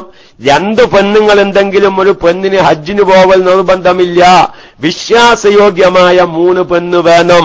തൊഹിഫ പോലത്തെ ഫിഖിന്റെ ഗ്രന്ഥങ്ങൾ നോക്കിയാൽ കാണാം, ഈ പെണ്ണിന്റെ കൂടെ 2 ആളുള്ളൂ എന്ന് വെക്കുക. ആ യാത്രയുടെ മധ്യത്തിൽ വെച്ച്, യാത്രയുടെ ഇടയിൽ വെച്ച് ഒരു പെണ്ണ് എന്തെങ്കിലും സാധനങ്ങൾ വാങ്ങാനോ മറ്റെന്തെങ്കിലും ഖളാഉൽ ഹാജത്തിന് പോകുകയോ ചെയ്താൽ ഇവിടെ ഈ പെണ്ണും മറ്റൊരു പെണ്ണും ഒറ്റക്കാകും. ആ സമയത്തൊരു പുരുഷൻ എന്തെങ്കിലും വിചാരിച്ചാൽ അവിടെ പലതും നടന്നേക്കാം. നേരെ മറിച്ച് 3 പെണ്ണ് ഒപ്പമുണ്ടാകുമ്പോൾ ഒരു പെണ്ണ് എന്തെങ്കിലും ആവശ്യത്തിന് പോകുമ്പോൾ 2 പെണ്ണ് ഈ പെണ്ണിന്റെ കൂടെ ഉണ്ടാകുമല്ലോ. അപ്പോൾ ഒന്നുകൂടി സുരക്ഷിതത്വമാണ്. എന്റെ പ്രിയപ്പെട്ട സഹോദരന്മാരെ, എന്റെ പ്രിയപ്പെട്ട സഹോദരിമാരെ, ഞാൻ എന്റെ പ്രവാസികളെ വേദനിപ്പിക്കുകയല്ല, എന്റെ പ്രവാസികളെ ഞാൻ വിഷമിപ്പിക്കുകയല്ല. അബൂവയ്യ ഉസ്താദെ, അങ്ങനെയൊക്കെ മസ്അല പറഞ്ഞാല് സംഗതി ഞങ്ങൾ സ്വീപ്പാകുമല്ലോ. നിങ്ങൾ സ്വീപ്പായാലും സ്വീപ്പായില്ലെങ്കിലും മസ്അല ഞാൻ പറയാം. ഉസ്താദെ കരിപ്പൂരിൽ നിന്ന് 500 ആൾക്കാരുള്ള ഫ്ലൈറ്റിൽ കയറിയിട്ട് നേരെ ജിദ്ദയിൽ വന്ന് ഇറങ്ങാണ്. എയർപോർട്ടിന്റെ മുമ്പ് തന്നെ ഞാൻ ഉണ്ടാകും. ഭാര്യ ഒറ്റക്കാണ്. അതല്ലെങ്കിൽ ജിദ്ദയിൽ നിന്ന് ഭാര്യയെ നാട്ടിലേക്ക് കയറ്റി അയക്കുകയാണ്. ജിദ്ദ എയർപോർട്ടിൽ നിന്ന് പ്രത്യേകമായ പാസ് എടുത്ത് നേരെ ഫ്ലൈറ്റിലേക്ക് കയറി എന്ന് ഉറപ്പുവരുത്തുന്നു. കരിപ്പൂരിൽ ആങ്ങളാരും അതുപോലെ തന്നെ ഉപ്പയും കുടുംബമിത്രാദികളും ഈ പെണ്ണിനെ കാത്തു നിൽക്കുന്നുണ്ട്. പലവരും വിളിച്ച് എന്നോട് ദുആ ചെയ്യാൻ പറയാറുണ്ട്. ഭാര്യ നാട്ടിലേക്ക് തിരിച്ചു പോവുകയാണ്, അല്ലെങ്കിൽ ഭാര്യ നാട്ടിൽ നിന്ന് വരികയാണ്, കുഴപ്പമൊന്നുമില്ലാതെ വരാൻ വേണ്ടി ഉസ്താദ് പ്രത്യേകം ദ്വാരക്കണമെന്ന് ഞാൻ ഇന്നുവരെ ദ്വാരക്കാറില്ല. കാരണം പേര് പറഞ്ഞ് അങ്ങനെ ആവശ്യം വെച്ച് ദ്വാരക്കാറില്ല. കാരണം നമ്മൾ ദ്വാരിക്കുമ്പോ എല്ലാ അബൂഹയ്യാനെ ഈ പെണ്ണിന് ഒറ്റയ്ക്ക് യാത്ര ചെയ്യുമ്പോ സുരക്ഷിതത്വം ഉണ്ടാവാൻ വേണ്ടി ദ്വാരിക്കാൻ പറ്റുമോ എന്ന് ചോദ്യം ചോദിച്ചാൽ ഞാൻ സ്വീപ്പാകും. ഞാൻ എന്റെ പ്രവാസികളോട് പറയുന്നു, അത്തരം കാര്യങ്ങളൊന്നും നമുക്ക് ശ്രദ്ധിക്കാൻ സാധിക്കുന്നില്ലെങ്കിലും നമ്മുടെ നാടുകളിലൊക്കെയും നമ്മുടെ ഭാര്യന്മാരാണ് ഒറ്റയ്ക്ക് യാത്ര ചെയ്യുന്നത്, പല സ്ഥലത്തേക്കും പോകുന്നത്. കാര്യങ്ങളൊക്കെയും ശ്രദ്ധിക്കണം. ഞാൻ പറഞ്ഞത് നമ്മുടെ ഫുഖഹാക്കളുടെ ആ ഒരു മഹത്വം, അവര് എന്തെല്ലാം മസ്അലകൾ ചർച്ച ചെയ്തിട്ടുണ്ടോ അതെല്ലാം നമ്മുടെ ജീവന്റെ രക്ഷയ്ക്ക് വേണ്ടിയിട്ടാണ്. നോക്കൂ, നിങ്ങൾ അമീരിന്റെ കൂടെ ഒരു ഉമ്മ കഴിഞ്ഞു വന്ന ഒരു പെണ്ണ്, ആ ഉമ്മ ഗ്രൂപ്പിൽ നിന്ന് നേതൃത്വം നൽകിയ ഒരു മനുഷ്യന്റെ പിന്നാലെ ചാടിപ്പോകാന്ന് പറയുമ്പോ ഏത് ഒലക്കേത്ത ഉമ്മ ബലി ചെയ്തത്? ഞാൻ അങ്ങനെ തന്നെ ചോദിക്കാൻ ആഗ്രഹിക്കുക. അതുകൊണ്ടല്ലേ വിശുദ്ധമായ ഇസ്ലാം നിയമം വെച്ചത്? ഏതോ ഉംറയാണെങ്കിലും ഹജ്ജാണെങ്കിലും ഒരു അന്യ ആണും ഒരു അന്യ പെണ്ണും ഒരുമിച്ച് കൂടുന്നിടത്ത് മൂന്നാമത്തത് ശൈത്താനായിരിക്കും. ഇവര് നാട്ടിലെത്തിയാൽ ചാടിപ്പോവണമെങ്കിൽ ഇവര് മക്കത്തിന് എത്ര കമ്പനി ആയിട്ടുണ്ടാകും, മദീനയിൽ വെച്ച് ഇവർ എത്ര കമ്പനി ആയിട്ടുണ്ടാവും. വിശുദ്ധമായ ഇസ്ലാമിന്റെ കാഴ്ചപ്പാട് ഒരു പെണ്ണിനെന്താ ഒറ്റക്കങ്ങട്ട് പോയാല് എന്നൊക്കെയും പറയുമ്പോ ഇവരൊക്കെ യാഥാസ്ഥികന്മാരാണ്, ഇവരൊക്കെ പയഞ്ചന്മാരാണ്, ഇവരെ ഫിക്റൊന്നും അംഗീകരിക്കപ്പെടാൻ പറ്റില്ല എന്ന് പുലമ്പുന്ന വഹാബികളോടും ജമാഅത്തുകാരോടും ഞാൻ സാന്ദർഭികമായി ചോദിക്കുകയാണ്. ഫുഖഹാക്കൾ പറഞ്ഞ മസ്അല സ്വീകരിക്കാത്തതിന്റെ ദുരന്ത ഫലമാണ് ഇന്ന് ആ കുടുംബം അനുഭവിക്കുന്നത്. അല്ലാഹു തആല നമ്മെയും നമ്മുടെ കുടുംബത്തെയും നമ്മുടെ ഉസ്താദൻ നമ്മുടെ ഭാര്യ സന്താനങ്ങളെയും അല്ലാഹു തആല കാത്ത് രക്ഷിക്കുമാറാവട്ടെ എന്ന് മാത്രം ദുആ ചെയ്ത് ഞാനൊരു മസ്അല നമ്മൾ പല സമയത്തും അത്തരം മസ്അലകളൊക്കെ ചർച്ച ചെയ്യുമ്പോ അതൊന്നും ഇപ്പൊ ഇന്ന് നോക്കിയാൽ ജീവിച്ചാൻ പറ്റൂല. ഞാൻ ഇവിടെ UAE-യിലാണ്, ഭാര്യക്കൊരു ഉമ്മക്ക് പോവണം. അതുകൊണ്ട് ഇപ്പൊ ഞാൻ ഇപ്പൊ നാട്ടിൽ പോയിട്ട് ഓലേച്ച് ഉമ്മക്ക് പോവനൊന്നും നടക്കൂല. ഏതോ ഇസ്ലാമിന് പുണ്യല്യാണ്. ഒരു ഭാര്യനെ ഒറ്റയ്ക്ക് ഹജ്ജിനും അല്ലെങ്കിൽ ഒറ്റയ്ക്ക് ഉമ്മക്കും പറഞ്ഞയക്കുന്നതിൽ ഇസ്ലാമിന് പുണ്യല്ല. പിന്നെ അതിന് പോലെ കാര്യമാക്കിയിട്ടൊരു കാര്യമില്ല. അതുകൊണ്ട് ഞാൻ ആ കാര്യം വളരെ നമ്മൾ തിരുത്തപ്പെടേണ്ട ചില ധാരണകളിൽപ്പെട്ടതാണ്. ഒരു ഭാര്യനെ രണ്ടാമതൊക്കെ ഒറ്റക്കോ ഉമ്മക്കാണ്ട് പറഞ്ഞേക്ക കാശും ചെലവാക്കിച്ച് ഇത് വലിയ പുണ്യമാണെന്നാണ് നമ്മൾ മനസ്സിലാക്കിയത്. എന്റെ ഭാര്യ രണ്ടാമതാണ് ഉമ്മക്ക് പോകുന്നത്, ഭർത്താവില്ല, വിവാഹബന്ധം നിഷിദ്ധമായ പുരുഷനുമില്ല എന്നൊക്കെയും അറിയുന്ന നമ്മളിത് വലിയ പുണ്യമായി ചിലരിങ്ങനെ വിളിച്ചു ദ്വാരിപ്പിക്കും. ഭാര്യ ഉമ്മക്ക് പോവാണ്, ഉസ്താദ് പ്രത്യേകം ദ്വാരിക്കണം, ആയിക്കോട്ടേന്ന് വസലാണ്. കാരണം നമ്മളിപ്പോ ആ ഒരു ഉമ്മ, ഒരു ഹറാമായ ഉമ്മക്ക് നമ്മളെങ്ങനെ ദ്വാരിക്കുക? അല്ലാഹു തആല നമ്മുടെ ക്ലാസ് റൂമിലൂടെ ഖൈറായത് ചെയ്യാനുള്ള തൗഫീക്ക് അല്ലാഹു പ്രദാനം ചെയ്യുമാറാവട്ടെ എന്ന് പറഞ്ഞ് ഇനി 2 മിനിറ്റ് കൂടിയ ബാക്കിയുള്ളത്.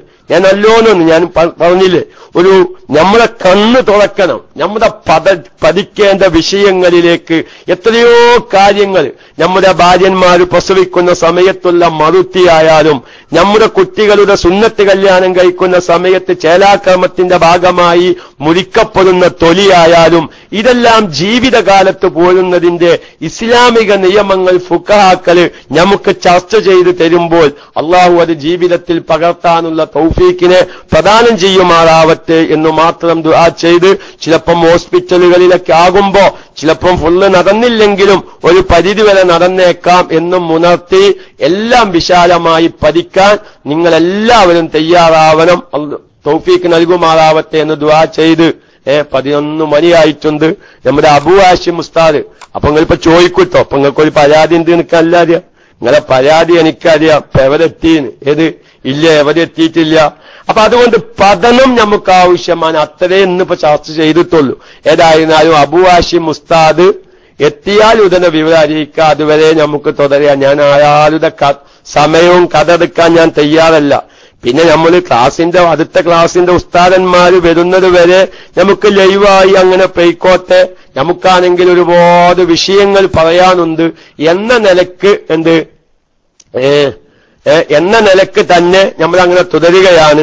അതുകൊണ്ട് അടുത്ത ക്ലാസിന്റെ ഉസ്താദന്മാരുടെ മനസ്സിൽ അബൂറയ്യ ഞങ്ങളുടെ സമയം കടമെടുക്കുന്നുണ്ട് എന്ന തോന്നലുണ്ടെങ്കിൽ ഇത്തക്കൂ മവാലിയ തുഹമ്മത്തി എന്ന് മാത്രം പറഞ്ഞ് നമുക്ക് മുന്നോട്ട് പോവാം. അബൂ ഹാഷിം ഉസ്താദ് ഇന്ന് ചൊവ്വാഴ്ചയാണ്. അബൂ ഹാഷിം ഉസ്താദിന്റെ ക്ലാസിന്റെ ടൈമാണ് 11 മണിക്ക്. ഉസ്താദ് ക്ലാസ് റൂമിൽ എത്തിയാൽ പ്രത്യേകം വിവരം അറിയിക്കണം എന്ന് പറഞ്ഞ് നമുക്ക് മസ്അലകളിലേക്ക് കടക്കാം. എത്തിയൊത്ത് വെച്ച് നിർത്താം. അതല്ലെങ്കിൽ നമുക്ക് ഇൻഷാ അല്ലാഹ് സമയത്തിനനുസരിച്ച് നമുക്ക് ഇനിയും പറയാം. അപ്പൊ ഇന്ന് ഞാൻ ഈ ചൊവ്വാഴ്ച ആയതുകൊണ്ട് ഒരുപാട് സഹോദരിമാര് ശ്രദ്ധിക്കുന്നുണ്ട്. ഞാനിപ്പോ കാസർഗോഡ് ഭാഗത്തുള്ളവരൊക്കെ ഇപ്പൊ ഈ ശബ്ദം കേൾക്കുന്നുണ്ട്. മുല്ലേരി എന്ന് പറയുന്ന നമ്മുടെ ക്ലാസ് റൂമിന്റെ ഒരു പ്രത്യേകത നോക്കാൻ നിങ്ങൾ. KMICയുടെ ഒരു പ്രത്യേകത തന്നെയാണ്.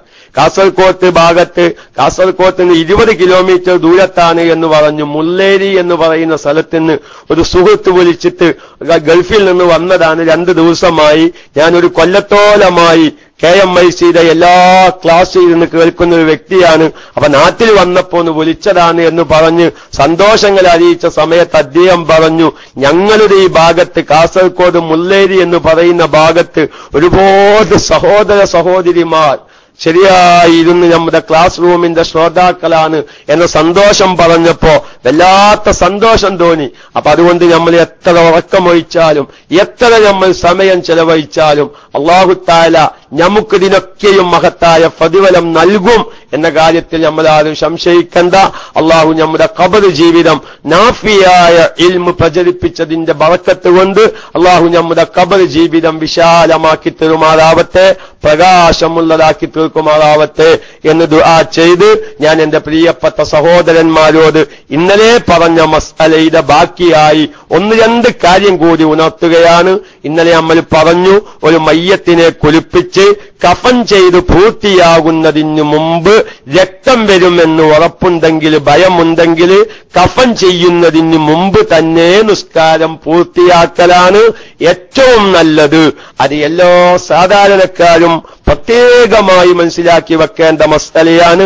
അപകട മരണ സമയത്ത് എപ്പോഴും മയ്യത്തിൽ നിന്ന് രക്തം വന്നേക്കാം, ഇവിടെ കഫൻ ചെയ്തിട്ടേ നിസ്കരിക്കാവൂ എന്ന ഒരു തെറ്റായ ധാരണ കാരണം ചിലപ്പം കഫൻ ചെയ്യുമ്പോഴേക്ക് മലമോ മൂത്രമോ രക്തമോ ഒന്നായിട്ട് വന്ന് ആകെ മയ്യത്ത് നജസാകുമെന്ന് വരുന്ന സാഹചര്യങ്ങൾ വരുന്ന അത്തരം സന്നിഗ്ധഘട്ടങ്ങളിലെല്ലാം ആദ്യം നിസ്കാരം പൂർത്തിയാക്കുകയാണ് വേണ്ടത്. അത് സന്ദർഭയോജിതമായി ആ വിഷയത്തിൽ നമ്മൾ ഇടപെടണം എന്ന് ഞാൻ സാന്ദർഭികമായി ഉണർത്തുന്നു. അതുപോലെ തന്നെ നമ്മൾ നിസ്കരിക്കാൻ വേണ്ടി കഫൻ ചെയ്യൊക്കെയും കഴിഞ്ഞു, പക്ഷേ നിസ്കരിക്കാൻ നേരത്ത് കഫൻ തുനി നജസായി വന്നേക്കാം. പ്രിയപ്പെട്ട മുഅ്മിനീങ്ങളെ, അവിടെ നമ്മൾ അങ്കിലാപ്പിലായി നിൽക്കരുത്. മയ്യത്ത് നിസ്കരിക്കാൻ വേണ്ടി തയ്യാറായി നിൽക്കാണ്. ഈ തയ്യാറായി നിൽക്കുന്ന സമയത്താണ് മയ്യത്തിൽ നിന്ന് നേരെ നജസ് പുറത്തേക്ക് വരുന്നത്. കഫൻ തുണിയിലെല്ലാം നജസായി മൂത്രം വന്നിരിക്കുന്നു, അതല്ലെങ്കിൽ മലം വന്നിരിക്കുന്നു, സംഭവിക്കാം. ഇവിടെയെല്ലാം ഞാൻ ഇടയ്ക്കിടയ്ക്ക് ഉണർത്തുകയാണ്.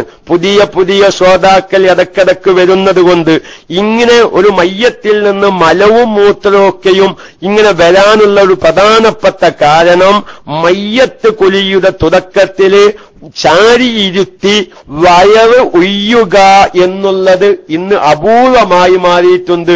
നമ്മുടെ ആ കുലിപ്പിക്കുന്ന രൂപം പറഞ്ഞപ്പോ ഒരുപാട് നമ്മുടെ ശ്രോതാക്കൾ വിളിച്ചു, ഉസ്താദേ ഞങ്ങളെ നാട്ടിലൊന്നും ഇങ്ങനെയല്ല മയ്യത്ത് കുലിപ്പിക്കുന്നത്, ആദ്യമേ ശരീരത്തിലേക്ക് വെള്ളം ഒഴിക്കുകയാണ്. അതുകൊണ്ട് എന്റെ പ്രിയപ്പെട്ട ശ്രോതാക്കളെ, നമ്മുടെ ഉപ്പയുടെ മയ്യത്ത്, നമ്മുടെ ഉമ്മയുടെ മയ്യത്ത്, ഭർത്താവിന്റെ മയ്യത്ത്, ഭാര്യയുടെ മയ്യത്ത്, ബന്ധപ്പെട്ടവരുടെ മയ്യത്ത് നമുക്ക് ശരിയായ രൂപത്തിലൊക്കെയും സുന്നത്തായ നിലക്ക് നിസ്കരിക്കണമെങ്കിൽ ആ കുളിപ്പിക്കുന്ന സമയത്ത് അത്തരം കാര്യങ്ങൾ ശ്രദ്ധിക്കണം. ഏതായിരുന്നാലും ഞാൻ മസ്അലയിലേക്ക് വരാം.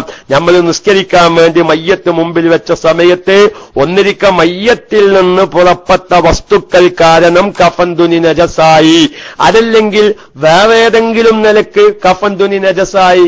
ഉദാഹരണം പറയാ, നമ്മൾ നിസ്കരിക്കാൻ വേണ്ടി മയ്യത്ത് മെഹ്റാബിന്റെ മുമ്പിൽ വെച്ചിക്ക. ഒന്ന് നല്ല ശ്രദ്ധിക്കണട്ടോ. അപ്പൊ കാണാം സാധാരണ നമ്മൾ ഈ മിഹ്റാബിന്റെ മുകളിൽ കാണാം എന്ത് ഒരു ദ്വാരം. അതായത് ആ പള്ളിയുടെ മുകളിൽ നിൽക്കുന്നവർക്ക് ഈ നേരെ താഴത്തേക്ക് ഇമാമിനെ കാണാം. അവർക്ക് ഒരുപാട് മസല വേറെ വരുന്നുണ്ട്. ഞാൻ അതിലേക്ക് കടക്കൂല. തിരുവമ്പാടിക്കൊരു വേജാറുണ്ടാവും. അതാ നേരെ പോകുന്നു പള്ളിയുടെ മേലേക്ക് മസലേറ്റേന്. ആ ദ്വാരല്ലെങ്കിൽ നിസ്കാരം സഹിയാവൂലാനൊക്കെ ഒരു തോന്നലുണ്ട് പലർക്കും. ഇമാമിനെ അയിക്കൂടെ അങ്ങനെ നേരിട്ട് കാണണം, എന്നാലേ മുകളിൽ നിൽക്കുന്നവരുടെ നിസ്കാരം സഹിയാവുകയുള്ളൂ എന്നൊക്കെ ഒരു തോന്നല്. അങ്ങനെ ഒരു ദ്വാരമുണ്ടാവും. ആ ദ്വാരത്തിന്റെ ഭാഗത്ത് നിന്ന് ഒരു എലി നേരെ മൂത്രമൊഴിച്ചു മയ്യത്തിന്റെ ദേഹത്തേക്ക്. ഞാൻ പോയി പറഞ്ഞു കൊണ്ടുവരുന്നത് എങ്ങനെയാണ് ഇപ്പോൾ ഈ മയ്യത്തിന്റെ ദേഹത്തിലേക്ക് എലി മൂത്രമൊഴിക്കാനുള്ള മസലയാകുന്നത്. അങ്ങനെ മയ്യത്ത് നിസ്കരിക്കാൻ വേണ്ടി പള്ളിയിൽ വെച്ചതാണ്. എലി നേരെ മൂത്രമൊഴിച്ചു. മയ്യത്ത് കഫൻ തുണിയിലാകെ നജസായി. അതുകൊണ്ടാണ് ഫിഖിന്റെ കിതാബ് പറഞ്ഞത് ഒന്നിരിക്ക മയ്യത്തിൽ നിന്ന് പുറപ്പെടൽ കാരണം മയ്യത്തിന്റെ കഫൻ തുണി വൃത്തികേടായി. ഔ വക്ക അലൈഹി എന്താണ് നജസുൻ. വേറെ ഏതെങ്കിലും ഭാഗത്തിലൂടെ മയ്യത്തിന്റെ കഫൻ തുണിയിൽ അല്ലെങ്കിൽ മയ്യത്തിന്റെ ദേഹത്തിലോ മയ്യത്തിന്റെ കഫൻ തുണിയിലൊക്കെ നജസ് ആയിക്കഴിഞ്ഞാൽ ആ നജസായ കഫൻ തുണിയോടുകൂടെ മയ്യത്ത് നിസ്കാരം സഹീഹല്ല. കാരണം ഇബ്നു ഹജറുൽ ഹൈതമി റളിയല്ലാഹു തആല അൻഹു തന്റെ തൊയ്ഫയിലും ഇമാം റംലി റളിയല്ലാഹു തആല അൻഹു തന്റെ ഫത്താവ റംലിയിലൊക്കെയും വളരെ വ്യക്തമായി പറയുന്നു, ഒമിൻ സമ്മ ഇക്കാരണത്തിനു വേണ്ടി ഉസ്തുരിത്ത തഹാറത്തു കഫനിഹി ആ മയ്യത്തിന്റെ കഫൻ തുണി ശുദ്ധിയാവലും ഷർത്താക്കപ്പെടും.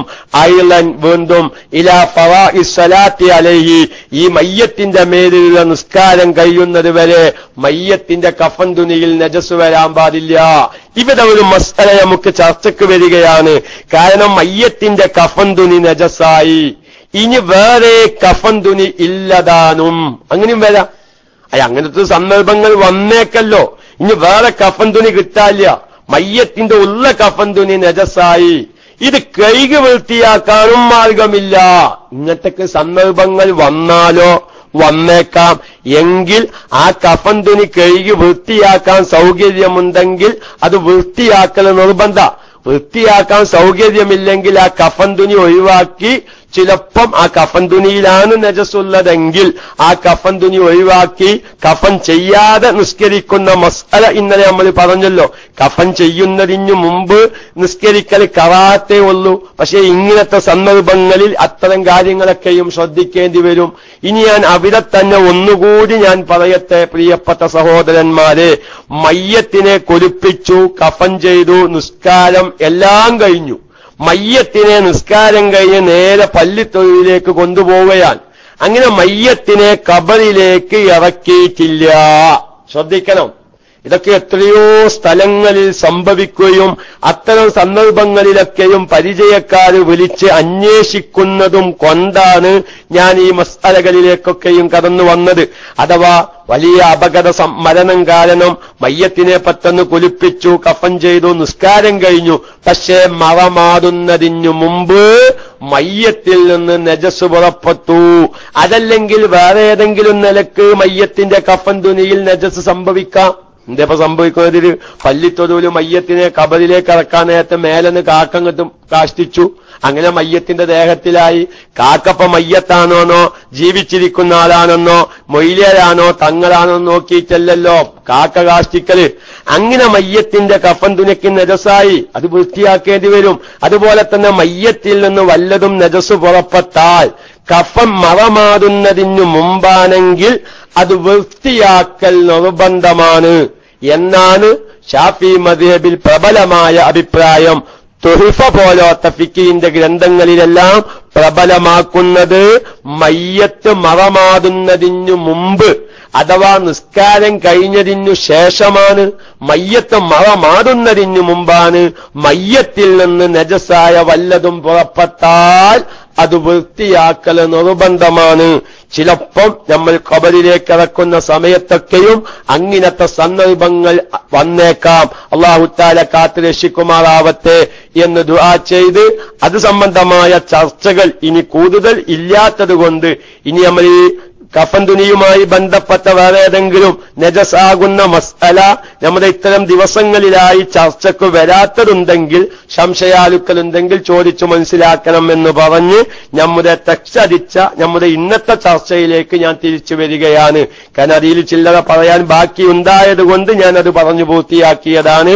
അഥവാ ഒരാൾ മരിക്കുകയും അവന്റെ ഒരു ശരീരം, ഒരു അവയവം എന്ന് പറയുമ്പോ, മരിച്ച മയ്യത്തിന്റെ അവയവം എന്ന് പറയുമ്പോ അതൊരു മുടിയാണെങ്കിലും ശരി, ഒരു നഖമാണെങ്കിലും ശരി, എല്ലാത്തിന്റെയും വിധി ഒന്ന് തന്നെയാണ്. അതൊരു മുടിയാണ്. ഒരു ശരീരത്തിന്റെ മയ്യത്തിന്റെ ഒരു മുടിയാണ് നമുക്ക് മരണശേഷം കിട്ടിയത്. അതുകൊണ്ട് തന്നെ ഞാൻ എന്റെ പ്രിയപ്പെട്ട ശ്രോതാക്കളെ സാന്ദർഭികമായി ഉണർത്തുകയാണ്.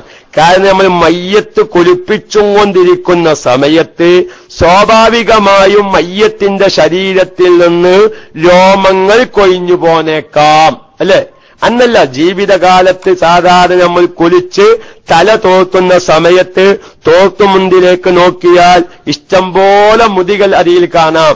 എന്നതുപോലെ പുരുഷനാണെങ്കിലും സ്ത്രീയാണെങ്കിൽ പ്രത്യേകിച്ചും കുളിപ്പിച്ച് മയ്യത്തായ സ്ത്രീയെ കുളിപ്പിച്ച് തല തോർത്തുന്ന സമയത്ത് സ്വാഭാവികമായും അതിൽ മുടി വന്നേക്കാം, മുടി കൊഴിഞ്ഞു പോന്നേക്കാം. അങ്ങനത്തെ സന്ദർഭങ്ങളിലെല്ലാം നല്ല ശ്രദ്ധ നമുക്ക് വേണം. കാരണം ആ മുടിയെ മറമാതൽ നിർബന്ധമാണ്. പക്ഷേ മയ്യത്ത് കുളിപ്പിച്ചും കൊണ്ടിരിക്കുകയാണ്. ഈ നിലവിൽ മുടി പോന്നതായ മയ്യത്തിനെ കഫൻ ചെയ്തിട്ടില്ലെങ്കിൽ ആ കൊഴിഞ്ഞു പോന്നതായ മുടിയെ, ആ മയ്യത്ത് കുളിപ്പിക്കുന്ന സമയത്ത് കൊഴിഞ്ഞു പോന്നതായ, പിരിഞ്ഞു പോന്നതായ ആ മുടിയെ, ആ കേശത്തെ എന്തു വേണം? ഈ കഫൻ തുനിയിൽ തന്നെ വെക്കൽ സുന്നത്താണ്. ഈ കഫൻ ചെയ്യാത്ത മയ്യത്തായതുകൊണ്ട് കഫൻ തുനിയിൽ തന്നെ വെക്കൽ സുന്നത്താണ്. പക്ഷേ അങ്ങനെ കഫൻ ചെയ്തു, മയ്യത്ത് പള്ളിയിൽ കൊണ്ടുപോയി, ഖബറടക്കവും കഴിഞ്ഞിരിക്കുന്നു. അതിനുശേഷമാണ് ഇവിടെ ഇന്ന് കുളിപ്പിച്ച മയ്യത്തിന്റെ മുടിയാണെന്ന് ഉറപ്പുള്ള ഒരു മുടി കിട്ടിയത് എങ്കിൽ ആ മുടിയെ എന്തു വേണം? നിർബന്ധമായും മറമാതൽ നിർബന്ധമാണ്. അപ്പൊ നമുക്ക് അതുകൊണ്ട് കുളിപ്പിക്കുന്ന സമയത്ത് സഹോദരിമാരൊക്കെയും പ്രത്യേകം ആ വിഷയത്തിൽ ശ്രദ്ധ വേണം. മയ്യത്തിനെ കുളിപ്പിച്ച് തല തോർത്തി കൊടുക്കുമ്പോൾ മുടി കൊഴിഞ്ഞു പോരുന്നുണ്ടോ എന്ന് പ്രത്യേകം ശ്രദ്ധിക്കണമെന്ന് സാന്ദർഭികമായി ഉണർത്തുന്നു. അപ്പോൾ മുസ്ലിമായ വ്യക്തിയുടെ ശരീരത്തിന്റെ ഭാഗം, ഇനി മുസ്ലിമാണോ അമുസ്ലിമാണോ, മരിച്ചവനാണോ മരിക്കാത്തവനാണോ എന്നുള്ള സംശയത്തിൽ കിട്ടുന്ന അവയവങ്ങളുടെ ഹുക്കും നമുക്ക് ആദ്യം പറയാം, പിന്നെ പറയാം. ഇപ്പൊ നമ്മൾ പറയുന്നത് ഒരു മുസ്ലിമായ മയ്യത്തിന്റെ ഒരു ഭാഗം, ആ ഒരു ഭാഗം എന്നതുകൊണ്ട് മുടിയാവട്ടെ, നഖമാവട്ടെ, എല്ലും കഷ്ണമാവട്ടെ, മാംസക്കഷ്ണമാവട്ടെ, ഒരു അവയവത്തിന്റെ പൂർണ്ണമായ ഭാഗമാവട്ടെ, അതല്ലെങ്കിൽ അല്പഭാഗമാവട്ടെ, ആ മുസ്ലിം മരിച്ചു എന്ന് ഉറപ്പാണ് എങ്കിൽ ഒരു മരിച്ചതായ മുസ്ലിമായ മയ്യത്തിൻ്റെതാണെന്ന് ഉറപ്പുള്ള സമയത്ത് ഈ അവയവം അഥവാ അല്ലെങ്കിൽ ഈ മുടി അല്ലെങ്കിൽ നഖം അതിനെ കുളിപ്പിക്കണം. അതിനെ കുളിപ്പിക്കണം. അതുപോലെ തന്നെ അതിനെ കഫൻ ചെയ്യണം. അതുപോലെ തന്നെ അതിന്റെ മേൽ നിസ്കരിക്കണം. അതുപോലെ തന്നെ അതിനെ മറമാടണം. ഉജൂബൻ, നിർബന്ധമായും. അപ്പൊ മരിച്ചു എന്ന് ഉറപ്പുള്ള ഒരു മുസൽമാന്റെ ശരീരത്തിന്റെ ഭാഗമാണ് നമുക്ക് കിട്ടിയതെങ്കിൽ അതിന്റെ മേൽ 4 കാര്യവും നിർബന്ധമാണ്. മനസ്സിലായോ? 4 കാര്യവും നിർബന്ധമാണ്. പക്ഷേ അവിടെ വേറൊരു വിഷയം കൂടി ഞാൻ ശ്രദ്ധിക്കണം. ഇനി ഇവിടെ എന്താവും? ഈ കിട്ടിയ വസ്തു, ഇപ്പൊ ഒരു അവയവം കിട്ടി, അല്ലെങ്കിൽ ഒരു എല്ലും കഷ്ണം കിട്ടി, അല്ലെങ്കിൽ ഒരു മാംസക്കഷ്ണം കിട്ടി, അല്ലെങ്കിൽ ഒരു മുടി കിട്ടി, ഈ കിട്ടിയത് മുസൽമാന്റേതാണെന്ന് ഉറപ്പാണ്, മരിച്ച വ്യക്തിയുടേതാണെന്നും ഉറപ്പാണ്. ഈ വ്യക്തിയുടെ പേരിലുള്ള നിസ്കാരം കഴിഞ്ഞിരിക്കുന്നു എന്നും അറിയാം. ഇങ്ങനെ വരും. ഇത് പാകോലത്തിലേക്കല്ല പോകുന്നത്. നമുക്കത് മരിച്ച വ്യക്തി മുസ്ലിമിന്റേതാണെന്ന് ഉറപ്പാ. അത് നമുക്ക് ഉറപ്പിച്ചിരിക്കണം. അത് നമുക്ക് ഉറപ്പായി കിട്ടിയില്ല എങ്കിൽ ഈ ഒരു മുസൽമാനായ വ്യക്തിയുടെ മയ്യത്തിന് കയ്യിൽ കിട്ടിയാൽ എത്ര കാര്യം നിർബന്ധ? 4 കാര്യം നിർബന്ധാണ്. ഏതാ 4 കാര്യം? ഒന്ന് കുളിപ്പിക്കുക, കഫൻ ചെയ്യുക, കഫൻ ചെയ്യുക, നിസ്കരിക്കുക, മറമാടുക. പിന്നെ അവരൊരു ചർച്ച വേറെ വരുന്നുണ്ട് കേട്ടോ. എന്താ ചർച്ച? അത് 3 കഫൻ തുണി വേണോ, പിന്നെ ഇനി ഈ മയ്യത്തിന് സാധാരണ മയ്യത്തിന്റെ കബറ് കുത്തും പോലെ കുത്തണോ, അത് നമുക്ക് പിന്നീട് ചർച്ച ചെയ്യാം. ഈ 4 കാര്യം നിർബന്ധമാണ്. അപ്പൊ അവിടെ വേറൊരു ഇഷ്കാല് അവിടെ വരും. എന്താ ഇഷ്കാല്? അപ്പൊ ഉസ്താദെ എങ്ങനെയാണ് മയ്യത്ത് നിസ്കരിക്കുമ്പോ നിയ്യത്ത് വെക്കേണ്ടത്? നിങ്ങൾക്ക് അങ്ങനത്തെ ഇഷ്കാലൊന്നും ഇല്ലേ? ഇഷ്കാലില്ലാഞ്ഞിട്ടല്ല കാലം. അതെന്തായാലും അബൂ റയ്യാൻ പറയുമെന്നായിരിച്ചത് കൊണ്ടായിരിക്കും ആ ഇഷ്കാല് അല്ലെങ്കിൽ സംശയം അറിയിക്കാത്തത്, അല്ലേ? ആ ശബ്ദം കേൾക്കുന്നതൊക്കെ ഒരു എസ്സരിക്കുക. ആദ്യം എത്ര ആളിത് കേൾക്കുന്നുണ്ട് എന്നൊക്കെ ഒന്ന് അറിയണല്ലോ. ഒന്ന് എസ്സരിക്കുക. ആ ശബ്ദം കേൾക്കുന്ന പോലെ എല്ലാരും ഒരു എസ് വരട്ടെ. ഇത്ര ആളെന്ത് ഒരു 10 ആളെങ്കിലും ഇതിന് കേൾക്കുന്നുണ്ട്. ഐഡിയ തിങ്ങാണ്ട് പലരും ഐഡിയ ഉണ്ടാക്കാൻ പോക്കുണ്ട്. ഇൻഷാ അല്ലാഹ് ഒരുപാട് ആൾക്കാർ കേൾക്കുന്നുണ്ട്. മതി. അപ്പൊ അവിടെ ഒരു ഇഷ്കാല് വരുന്നുണ്ട്. എന്താ ഇഷ്കാല്? അതായത് ഇപ്പോ ഒരു അവയവത്തിന്റെ അല്പഭാഗ കിട്ടിയത്, ആ അല്പഭാഗത്തിന്റെ മേലും നിസ്കരിക്കൽ നിർബന്ധമാണ്. അപ്പൊ നമ്മൾ എന്തെല്ലാം അവിടെ നെയ്യത്ത് വെക്കേണ്ടത്? ഈ അവയവത്തിന്റെ മേലിലുള്ള ഫർള് നിസ്കാരം ഞാൻ നിസ്കരിക്കുന്നു എന്നല്ല നെയ്യത്ത് വെക്കേണ്ടത്. പിന്നെന്താണ്? ഈ അവയവത്തിന്റെ മയ്യത്തിന്റെ മേലിലുള്ള ഈ അവയവത്തിനൊരു മയ്യത്തുണ്ടാവില്ല, ഇതൊരു ശരീരത്തിൽ നിന്ന് പോന്ന ഭാഗമാണല്ലോ. അപ്പൊ അതുകൊണ്ട് ഫിൽ ജുംലയാണ് നിയ്യത്ത് വെക്കേണ്ടത്. അതൊന്നുകൂടി നമ്മുടെ ഫയഖൂലു ശ്രദ്ധിക്കാം, ഉസ്താദന്മാരൊക്കെ ശ്രദ്ധക്ക്. ഫയഖൂലു, അപ്പൊ അവൻ നിയ്യത്ത് വെക്കേണ്ട രൂപം ഏത്? നിങ്ങൾ പറയും വിചാരിച്ചാണ്, ആയിക്കോട്ടെ. ഒരു അവയവത്തിന്റെ മേലിൽ നിസ്കരിക്കൽ നിർബന്ധമാകുമ്പോൾ നിയ്യത്ത് വെക്കേണ്ട രൂപം ബുജൈരിമി പോലത്തെ ഫിഖിന്റെ കിതാബ് പറയുന്നത് ഫയഖൂലു, അപ്പോൾ അവൻ പറയണം നവൈതു ഉസല്ലി അലാ ജുംലത്തി മനിൻഫസല മിൻഹു ആദൽ ജുസ്ഉ. അത് ബുജൈരിമിയിൽ അറബിയല്ല പറയുള്ളൂ. ഒയിലേങ്ങൾ മലയാളത്തിലൊന്ന് പറയും. അത് തിരിഞ്ഞില്ലാനിപ്പോ നിങ്ങൾക്ക് പലർക്കും തോന്നുന്നുണ്ടാവും. അല്ലാതെ ഇപ്പൊ സാധാരണക്കാർക്ക് തിരിയാൻ വേണ്ടി ഫിഖിന്റെ കിതാബിൽ മലയാളം എഴുതൂലല്ലോ. അപ്പൊ പറയേണ്ടതാണ് നവൈതു, ഞാൻ കരുതി, ഉസല്ലി ഞാൻ നിസ്കരിക്കല്ല കരുതി, ഈ അവയവം ഏതൊരു മയ്യത്തിൽ നിന്ന് പോനോ ആ മയ്യത്തിന്റെ മേൽ നിസ്കരിക്കലിനെ ഞാൻ കരുതി എന്നാണ് ഇങ്ങനത്തെ സന്ദർഭങ്ങളിൽ നിയ്യത്ത് വെക്കേണ്ടതെന്ന് ബുജൈരിമി പോലത്തെ കിതാബ് പറയുന്നതായി ഷെർവാനി പോലത്തെ ഫിഖിന്റെ ഗ്രന്ഥങ്ങൾ എടുത്തുദ്ധരിക്കുന്നു. ഷൗക്കത്ത് സഖാഫി നവൈതു ഉസല്ലി അലാ ജുംലത്തി മൻഫസല മിൻഹു ആദൽ ജുസു. നിങ്ങൾ വേജാറാവണ്ട, ഈ അറബി ഒന്നും പറയാൻ കിട്ടൂല. ഞാൻ മുമ്പൊരിക്കൽ തമാശ പറഞ്ഞിട്ടുണ്ട്, നിങ്ങൾ ഉറക്കം പോകാൻ വേണ്ടി പറയാണ്. ഫസ്റ്റിൽ ഒളൂഹ് പഠിപ്പിക്കുന്ന ഉസ്താദ് സാധാരണക്കാരന് മുൻകൈ കഴുകുമ്പോലുള്ള ദിക്റ് ചൊല്ലിക്കൊടുത്തു. മുൻകൈ കഴുകേണ്ട രൂപം പഠിപ്പിച്ചു. ഇനി ഞാൻ ചെല്ലിച്ച് കഴുകിക്കോന്നറിഞ്ഞപ്പോ ആ സാധാരണക്കാരൻ പറഞ്ഞു, ഞാൻ ഇങ്ങനെ കിളുമ്പിക്കോല, ഉസ്താദ് ഇങ്ങനെ ചൊല്ലിക്കോലി എന്നറിഞ്ഞു. കാരണം അവനക്ക് ചെല്ലലും കിളുമ്പലും പാടെ നടക്കണില്ല എന്ന് പറഞ്ഞു. എന്ന മാതിരി ഇപ്പോ എങ്ങനെയിപ്പോ നവൈതു ഉസല്ലി അലാ ജുംലത്തി മൻ ഇൻഫസല മിൻഹു ആദൽ ജുസു എന്നൊക്കെ ഇപ്പൊ എങ്ങനെ ഇപ്പൊ നിയ്യത്ത് വെക്കുക? അപ്പൊ നമ്മൾ സാധാരണ ഈ അവയവത്തിന്റെ മേലിൽ മാത്രം നിസ്കരിക്കുന്നു എന്നല്ല നിയ്യത്ത് വെക്കേണ്ടത്. പിന്നെ നിയ്യത്ത് വെക്കേണ്ട രൂപം എങ്ങനെയാണ്? മൊത്തം ഈ ജുസ്, ഈ ഭാഗം പിരിഞ്ഞു പോന വ്യക്തിയായ ആ വ്യക്തിയുടെ പേരിലാണ് നമ്മൾ നിയ്യത്ത് വെക്കേണ്ടത് എന്ന് പ്രത്യേകമായി ഉണർത്തുന്നു. ഇനി ഇവിടെ ഒരു മസ്അല ഇവിടെ കണ്ട് കളിക്കുന്നുണ്ട്. അത് പറയാം. നമ്മക്കൊരു മുസൽമാനായ മനുഷ്യന്റെ അവയവം കിട്ടി. അങ്ങനെ ആ അവയവത്തിന്റെ മേലിൽ നമ്മൾ നിസ്കരിക്കുമ്പോ എങ്ങനെ നിയ്യത്തിച്ചു? വേറെ ഒരു ഭാഗം ഒരാഴ്ച കഴിഞ്ഞു കിട്ടിയ ആവതെ. അങ്ങനെ വരത്തെ ചോദ്യം സാന്ദർഭികമായ വിഷയവുമായി ബന്ധപ്പെട്ട ചോദ്യം വരട്ടെ. വേറെ ഒരു ഭാഗം ഒരാഴ്ച കഴിഞ്ഞു കിട്ടിയാൽ അതിനും മയ്യത്ത് നിസ്കരിക്കണം. അത് മയ്യത്തിന്റെ വേറൊരു ഭാഗമാണ്.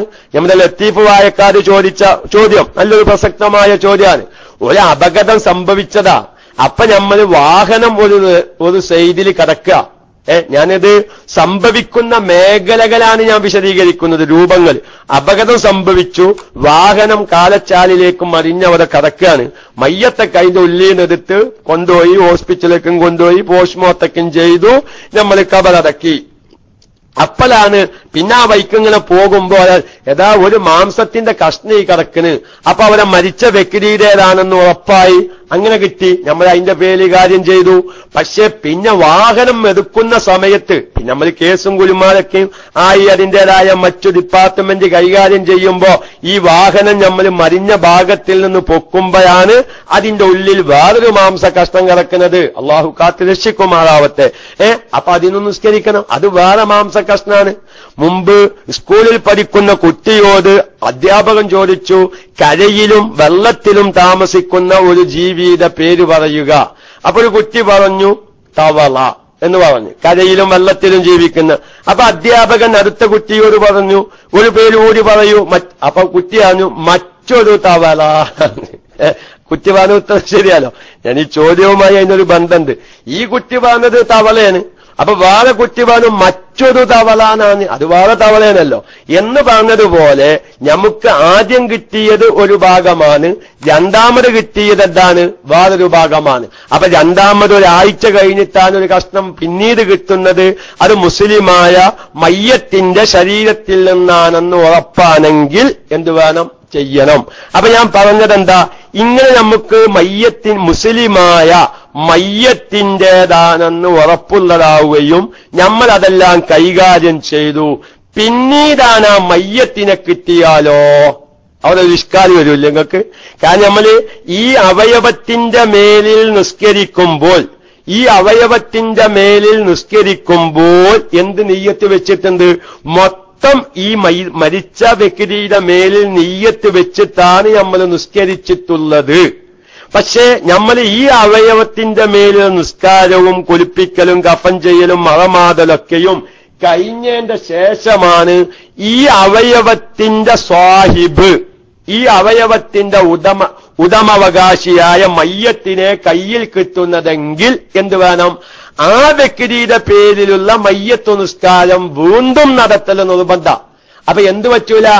ഒരു മയ്യത്തിന്റെ അവയവത്തിന്റെ പേരിൽ നിസ്കാരം ആദ്യം കഴിയുകയും പിന്നീട് ആ അവയവത്തിന്റെ ഉടമവകാശിയായ മയ്യത്തിനെ തന്നെ കയ്യിൽ കിട്ടിയാൽ അവയവത്തിന്റെ പേരിൽ നിസ്കരിക്കുമ്പോൾ ആകെ മയ്യത്തിന്റെ പേരിൽ നിസ്കാരത്തിന്റെ നിയ്യത്ത് വെച്ചിരിക്കുന്നു എന്നതിന്റെ പേരിൽ ഇനി ഈ വ്യക്തിയെ നിസ്കരിക്കാതെ മറമാടാൻ പറ്റുകയില്ല എന്നും സാന്ദർഭികമായി ഉണർത്തുന്നു. ഇനി ഇവിടെ തന്നെ മറ്റൊരു മസ്അല കൂടി കടന്നു വരുന്നു.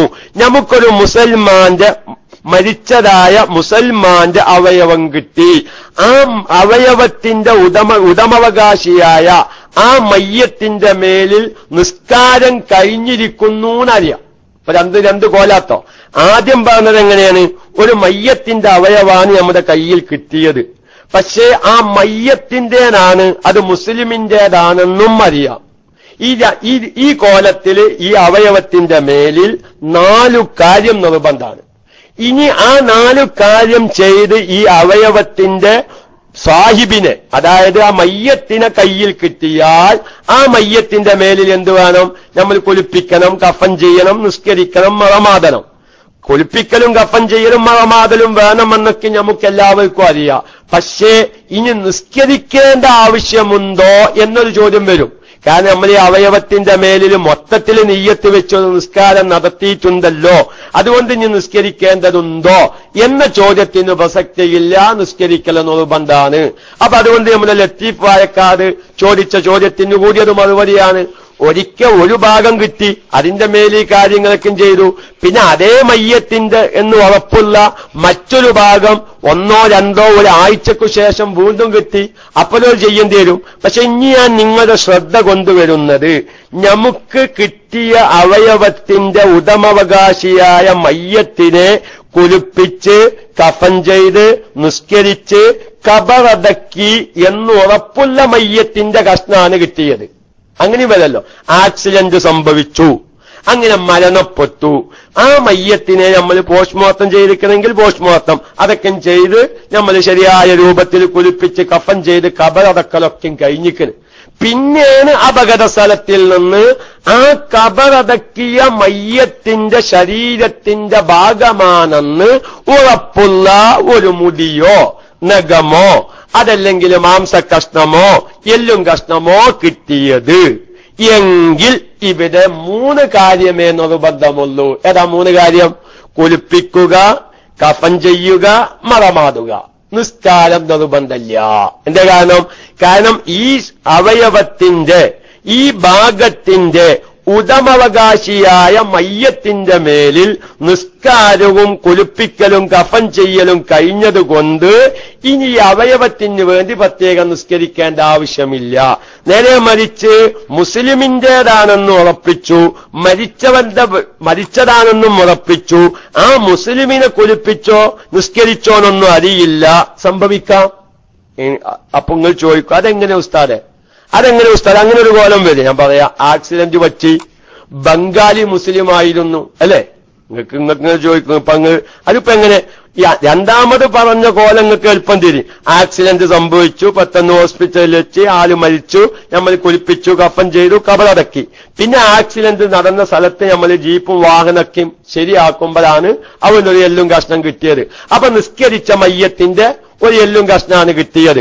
അപ്പൊ ഞാൻ എല്ലും കഷ്ണത്തിന് വേണ്ടി രണ്ടാമത് നിസ്കരിക്കണ്ട, അല്ലെങ്കിൽ ആ അവയവത്തിന് വേണ്ടി വിരൽ തുമ്പിന് വേണ്ടി രണ്ടാമത് നിസ്കരിക്കണ്ട. എന്തു ചെയ്താൽ മതി? കഫൻ ചെയ്യലും കുളിപ്പിക്കലും മറമാടലൊക്കെയും നിർബന്ധമാണ്. ഇനി നമ്മൾ ഈ പറഞ്ഞ കോലം എങ്ങനെയാണ് തസവ്വുറാകുക, രൂപാന്തരപ്പെടുക? അതായത് ആള് മുസ്ലിമിന്റേതാണ്, മരിച്ചതാണ്, ഒക്കെ നമുക്കറിയാം. പക്ഷെ എന്തറിയില്ല, ഈ മയ്യത്തിന്റെ മേൽ നിസ്കരിച്ചോ അല്ലേനൊന്നും അറിയില്ല. ഉദാഹരണം പറയാ, ഒരു ബംഗാളിയായ മുസ്ലിം, എത്രയോ ബംഗാളികൾ അല്ലെ, തമിഴന്മാരാവുന്ന മുസ്ലിമീങ്ങളൊക്കെ നമ്മുടെ നാടുകളിൽ ജോലി ചെയ്യുന്നില്ലേ? അവരെന്തോ അപകടത്തിൽ നമ്മുടെ രാജ്യത്ത് വെച്ച് മരിച്ചു. പിന്നെ നമ്മൾ അതിന്റെ മസ്അല നമ്മൾ പറഞ്ഞിട്ടുണ്ട്. എന്താ മസ്അല? മരിച്ച നാട്ടിൽ നിന്ന് പ്രത്യേകമായ ആവശ്യങ്ങൾക്ക് വേണ്ടി മയ്യത്ത് മറുനാട്ടിലേക്ക് കൊണ്ടുപോകുമ്പോ മരിച്ച രാജ്യത്തുകാർ കുളിപ്പിക്കണം, നിസ്കരിക്കണം, കഫൻ ചെയ്യണം. ഇത് നമ്മൾ വളരെ വ്യക്തമായി പറഞ്ഞിട്ടുണ്ട്. പക്ഷെ കാലോചിതമായി നമ്മളതൊന്നും ചെയ്തില്ല. ഒരു ബംഗാളിയായ മുസ്ലിം മരിച്ച് അപകടത്തിൽപ്പെട്ട് ഓനേറ്റ് മയ്യത്താണ്ട് കൊണ്ടുപോയി. ഓന്റെ മയ്യത്ത് ഓന്റെ നാട്ടേര് വേറെ കുറച്ച് ബംഗാളിയല്ലേ ചുറ്റുഭാഗത്തുണ്ടായിരുന്നു. ഓല അതിന്റെ കേസും അതിന്റെ FIR ഒക്കെ ശരിയാക്കി ഓല് നേരെ മയ്യത്തേറ്റ് ഓല് ബംഗാളിലേക്ക് പോയി. ആരേക്കും ഫോൺ നമ്പറും ഇല്ല. ആരേക്കും ഫോൺ നമ്പറും ഇല്ല. സംഗതി പിന്നെ മയ്യത്തെ കണ്ട് കൊണ്ടുപോയി. പിന്നീടാണ് ആ ആക്സിഡന്റ് സംഭവിച്ച സ്ഥലത്തിൽ നിന്നൊരു മാംസക്കഷ്ണം കിട്ടുന്നത്. എന്താവാം, ആ മരിച്ച ബംഗാളിയുടെ മയ്യത്തിന്റേതാണെന്നറിയാം. പക്ഷെ ആ ബംഗാളിയുടെ മയ്യത്ത് ബംഗാളിലേക്ക് കൊണ്ടുപോയിരിക്കുന്നു, തമിഴ്നാട്ടിലേക്ക് കൊണ്ടുപോയിരിക്കുന്നു. ആ പ്രക്രിയ അവരെ കുളിപ്പിച്ചോ, നിസ്കരിച്ചോ, കഫൻ ചെയ്തോ, ഇതൊന്നും അറിയാത്ത സന്ദർഭങ്ങൾ എന്തായിക്കൂടെ? ഇതൊക്കെ വർത്തമാനകാലത്തിൽ ഈ മസാലകളൊന്ന് രൂപാന്തരപ്പെടുത്താൻ യാതൊരു പ്രയാസമില്ല. അപ്പൊ അതുകൊണ്ട് ഇവിടെ 2 കോലം വരും. മരിച്ച മയ്യത്ത് മുസ്ലിം അല്ല, ഈ മാംസത്തിന്റെ ഉടമവകാശി മുസ്ലിമാണ്, മരിച്ചതാണ്. ഈ മരിച്ച വ്യക്തിയുടെ ഈ ഭാഗം കിട്ടിയാൽ 4 കാര്യം നിർബന്ധം. പിന്നീട് ഈ മയ്യത്തിനെ പൂർണ്ണമായും തിരിച്ചു കിട്ടിയാൽ ഈ അവയവത്തിന്റെ മേലിൽ നമ്മൾ പൂർണ്ണമായ ഒരു മയ്യത്തിനുള്ള നിസ്കാരം നടത്തിയിട്ടുണ്ടെങ്കിലും രണ്ടാമത് മയ്യത്തിന്റെ പേരിൽ നിസ്കരിക്കൽ നിർബന്ധമാകും. ഒരാഴ്ച കഴിഞ്ഞോ 10 ദിവസം കഴിഞ്ഞോ ഇതേ മയ്യത്തിന്റെ ഒരു ശരീരത്തിന്റെ ഭാഗം വേറെ ഏതെങ്കിലും ആ അപകട സ്ഥലത്ത് തന്നെ പിന്നീട് കിട്ടിയാൽ അതിനും ഇത്തരം കാര്യങ്ങളൊക്കെയും നിർബന്ധമാണ്. ഇനി അവിടെ ഒന്ന് ശ്രദ്ധിക്കാനുള്ളത്, മരിച്ച മയ്യത്താണ്, മുസ്ലിമിന്റേതാണ്. ആ മുസ്ലിമായ മയ്യത്തിനെ കുളിപ്പിച്ച് കഫൻ ചെയ്തു നിസ്കരിച്ച് കബറടക്കി എന്ന് ഉറപ്പുള്ള ഒരു മയ്യത്തിന്റെ കഷ്ണമാണ്, ഭാഗമാണ്, ശരീരത്തിന്റെ ഭാഗമാണ് കിട്ടിയതെങ്കിൽ എന്ത് ചെയ്യണം? അവിടെ നിസ്കാരം നിർബന്ധമില്ല. കാരണം ഈ അവയവത്തിന്റെ ഉടമവകാശിയായ മയ്യത്തിന്റെ പേരിൽ പൂർണ്ണമായ ഒരു നിസ്കാരം കഴിഞ്ഞതുകൊണ്ട് ഇനി അവയവത്തിന് വേണ്ടി മാത്രം നിസ്കരിക്കേണ്ട ആവശ്യമില്ല.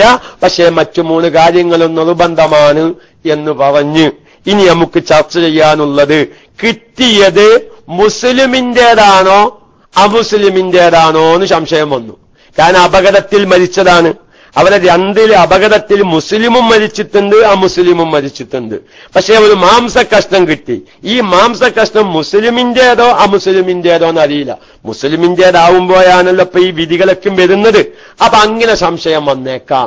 അല്ലെങ്കിൽ ഒരു അപകടം, ഒരു മാംസക്കഷ്ണം കിട്ടി, അപകടത്തിൽ 2 മരിച്ചിട്ടുണ്ട്, 2 മരിച്ചിട്ടില്ല. പക്ഷെ ഒരു മാംസക്കഷ്ണം കിട്ടി, മരിച്ചവന്റേതാണോ മരിക്കാത്തവന്റേതാണോ അറിയാത്ത സന്ദർഭങ്ങൾ ഇൻഷാ അല്ലാഹ് സമയം 11:30 മണിയായിട്ടുണ്ട്. വല്ലാതെ ദീർഘമാകുമ്പോ ബുദ്ധിമുട്ടുണ്ട്. അതുപോലെ തന്നെ ശ്രോതാക്കൾക്കും പ്രയാസമാകും. മുസ്ലിമും അമുസ്ലിം ഇൻഷാ അല്ലാഹ് നാളെ ഇതും പാടെ പറഞ്ഞാൽ നമ്മുടെ ഈ അപകട മരണത്തിന്റെ മസ്തല അവിടെ ചർച്ച ചെയ്ത് കഴിയും. അൽഹംദുലില്ലാഹ്.